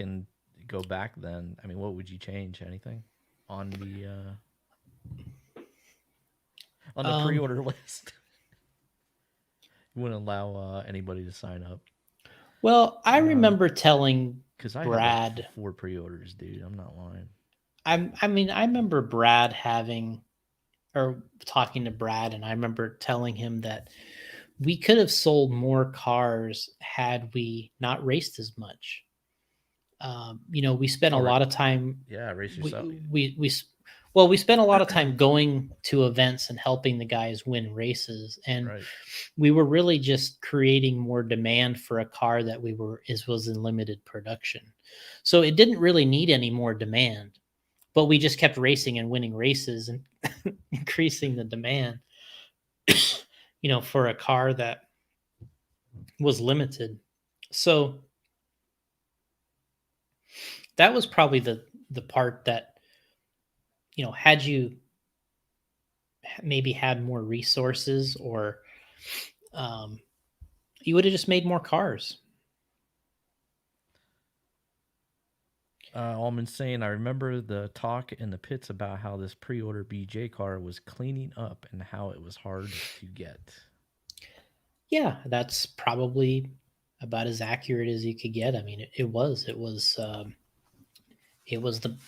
best car, and I think to this day the BJ4 transitioning to the B44 is the most successful 4-wheel drive car of all time. Let's see, we won. I think it won 4 worlds. So the BJ4 won in 2005, the B44 in 2007. Then Cavallari won with the B44 in 2011, and then Stephen Hartson in 2013. So yeah, 4 world championships for that car and that platform. And there's no other car platform in 4-wheel has won 4 worlds. So, yeah, it was I think it's the best car of all time. And even the original X-Ray car that they came out with, their 4-wheel years after the BJ4, it is based on the BJ4. There was so many Wow. cars based on the BJ4. Isn't that something, man? Something you got to be proud of. Yeah, and a lot of it, um, and of course, a lot of the cars have transitioned now to more adjustability, different things. But when that car was hot, it definitely became a copied car. I know Kyosho copied it and Tamiya copied it. And I mean, they were ordering parts from our website. Tamiya was one of our biggest customers for a while. They would they would order like CVD packages so they could make, HPI, they copied it too. They had their own car. So there was three definite copies of the BJ4. And then once Associated made the B44, then it kind of like put the end to the copies, and then things kind of started changing a little bit, and then we kind of finally got to the X-Ray platform, and then that's where things have been based off of since. Is really the X-Ray. I don't know what year model, but the X-Ray car seems to be the one that a lot of people were designing their cars around. It's the platform the Losi car is designed around now. I'm sure even the Associated car is based a little bit around that, and really the only the car that's different now is the Schumacher. We just had that big carpet race, Florida Carpet Champs. So Carpet Champs, and That's the Cat L2. Mikhail Orlowski, Yeah. he TQ'd in one 4-wheel there, and that's a belt drive car. So I think it's the only one right now. I think it's the only belt drive car on the market, and it's the different car of all of them. Now you kind of you look at an X-Ray, a Losi, Yokomo, Associated. They're all somewhat similar, or they're trying to compete with one another. But that Schumacher car is definitely the different one of the bunch, being the belt drive. Nick is saying, do you see any BJ4 left in the current Associated car? Man, I'd have to go get one and look at it. Not much, other than, I mean, really it's the same. It is the it's the shaft layout with the slipper in the center, with a drive shaft going the front and back. That's probably the only similarities now. Maybe that's probably it. What really happened is they had to make a car that was a lot where you could change the adjustments a lot more. In that time period, and in my racing time period, there weren't a lot of adjustments. And and that's still something today. I don't make a lot of car adjustments because I never made many. But now that's a big part of the game. That's the on-road kind of coming into off-road, that they had to make the cars so much more open in adjustability because of the surfaces being so demanding. Corey Jordan, left tire salute. Would it take a lot to make the BJ4 competitive with today's 4-wheel drive cars? I mean, you could probably make some changes to it and compete on an outdoor dirt track, I would think. But you're not going to compete on the wall that we hit with the BJ4 was the power, wanting to destroy the gears that were on the front and the rear diff. That was the problem, and the power was increasing. We were getting into brushless. We had to have a better slipper. That's what got in the B44. Then we weren't even to brushless yet.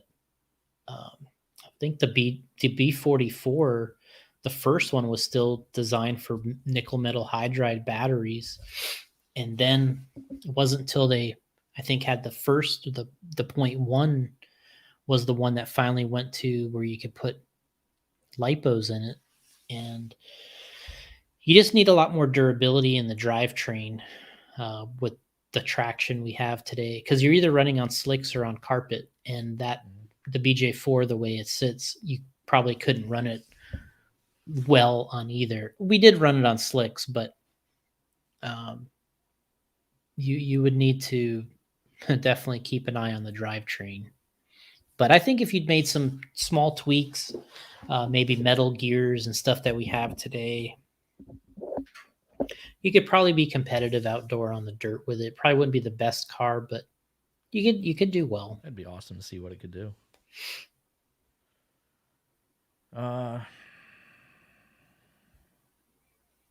Andrew's saying when we started running the Nitro TC3 one way in the front, it was a rear diff killer. Yeah, it was. And, you know, at that Worlds, we were running the one way in the front. And what's funny about that is that was really hard on the car, and you would bend drive shafts, you would blow up diffs, but man, it was fast. And for whatever reason, back then we got away with running that, and it was faster to run the one way. And we were running the one way at that Worlds in Italy. But once we went to the B44, we never ran the front one way anymore, because we went back to the front diff at, I think it was the Hot Rod Shootout, and we had the new prototype slipper in the center. We ran a front diff, and Cavallari and the guys were really good with that setup, and we stuck with it. And to this day, we're all still running a diff in the front and either a slipper or a diff in the center. But it would be interesting to try a one way today and see how it would work, because back then it was a lot faster to drive like that, and we just kind of went away with it. We went away from it, and we never really came back to do it.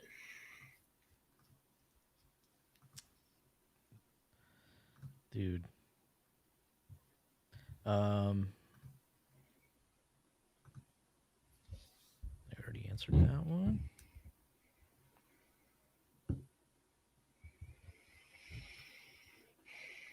I like what Mike says here. On a high grip, or for animals like me that landed on power with the slipper a little tight, the pinion would evaporate like a water in a frying pan.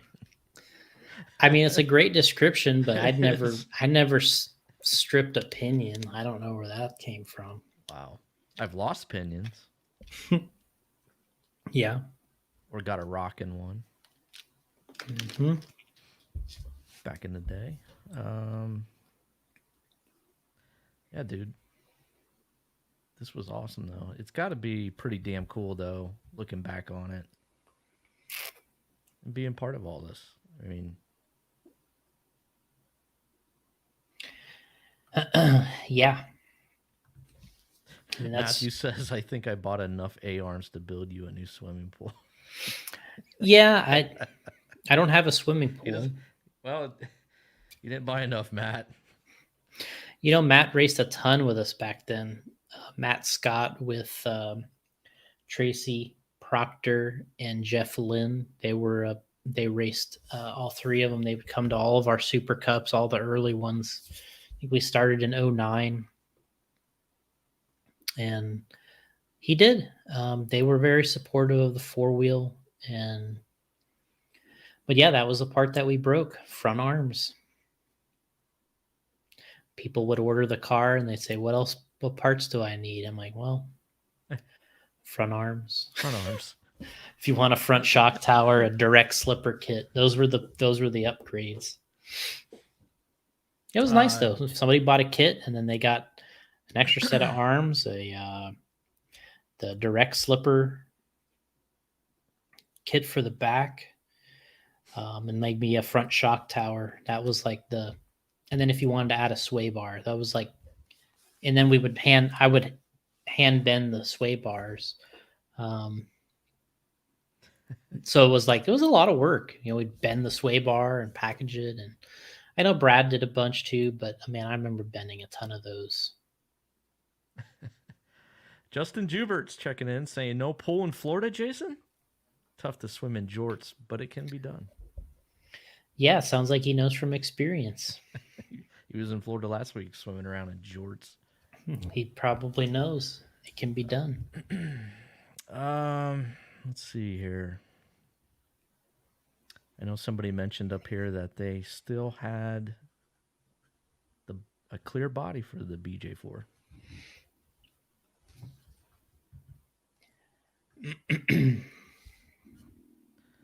Alman McLean checking in. In 1997, I once lost my only pinion driving my RC10 with the gear cover off. 3 weeks later, I found it stuck on the inside of the rear RPM wheel, and I inadvertently created the facepalm. Oh my, this dude's hilarious.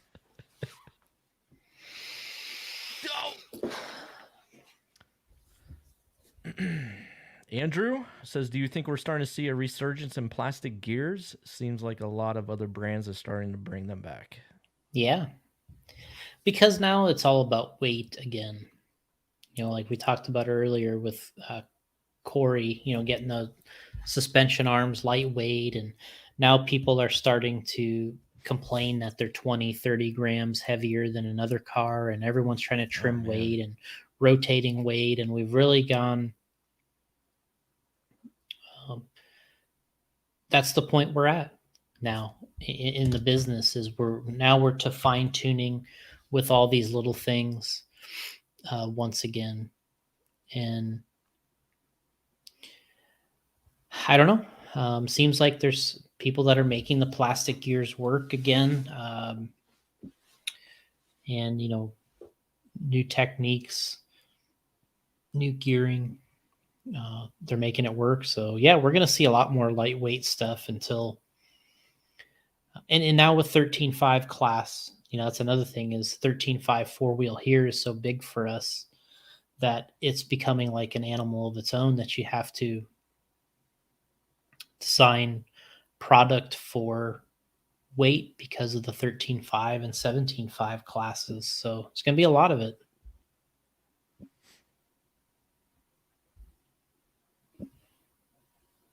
All right.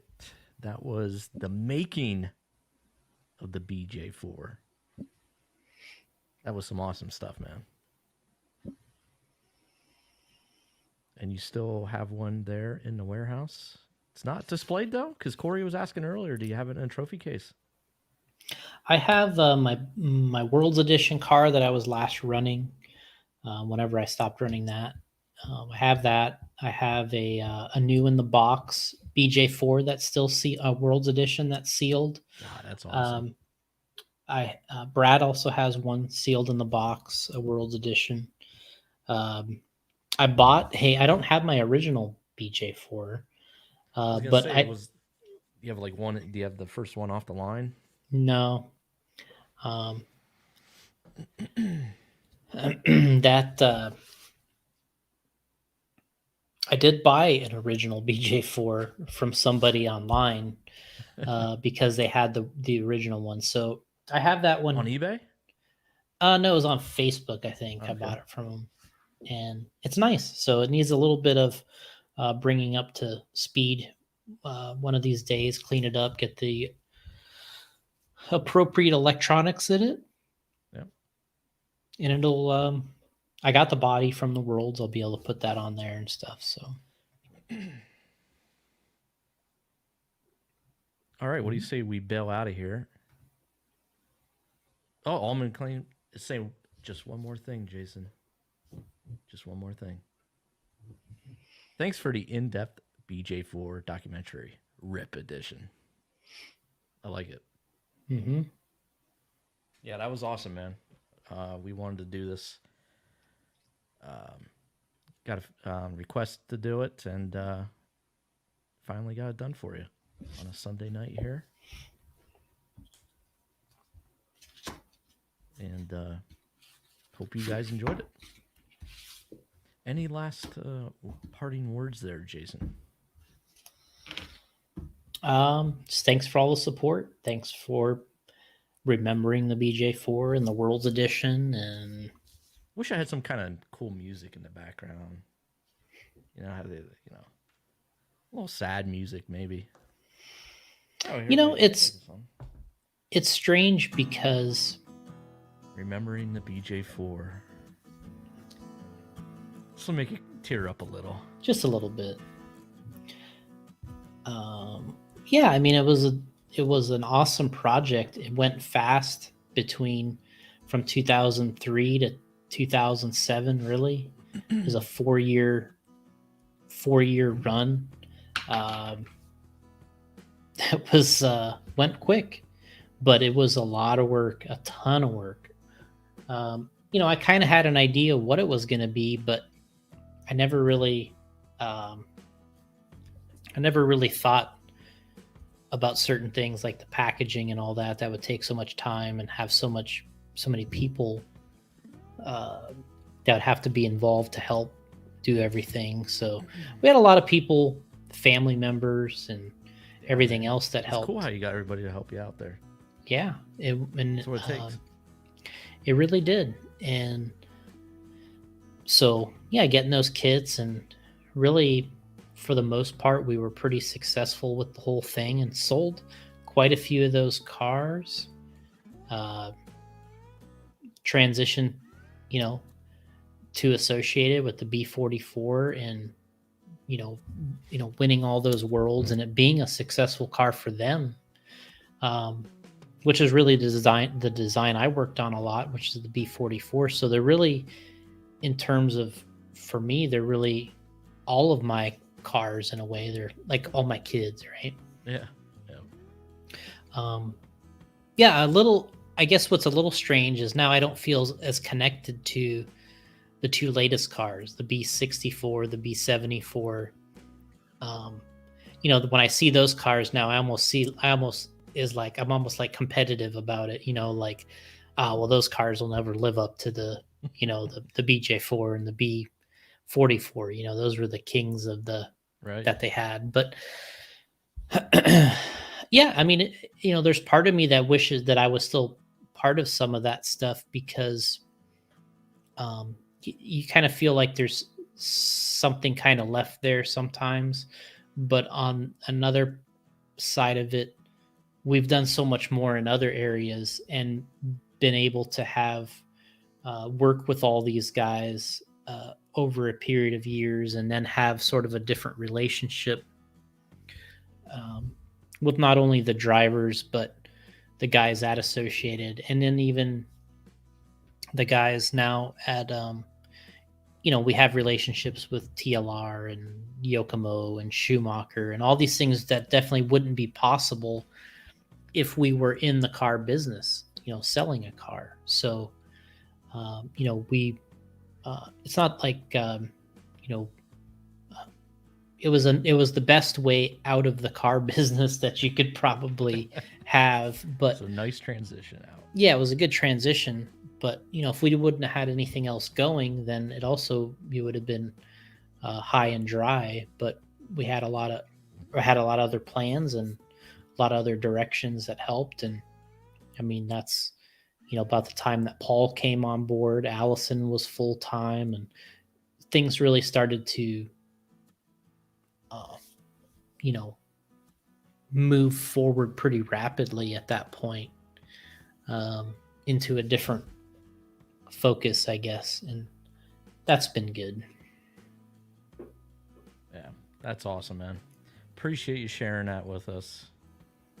I know a lot of people are gonna be looking forward to watching this and listening. Don't forget, you can find this on all the popular podcasting apps, and you can watch this on YouTube, Facebook, and Twitter. Again, that was the making of the BJ4. We'll catch you guys for 234. See ya. See ya.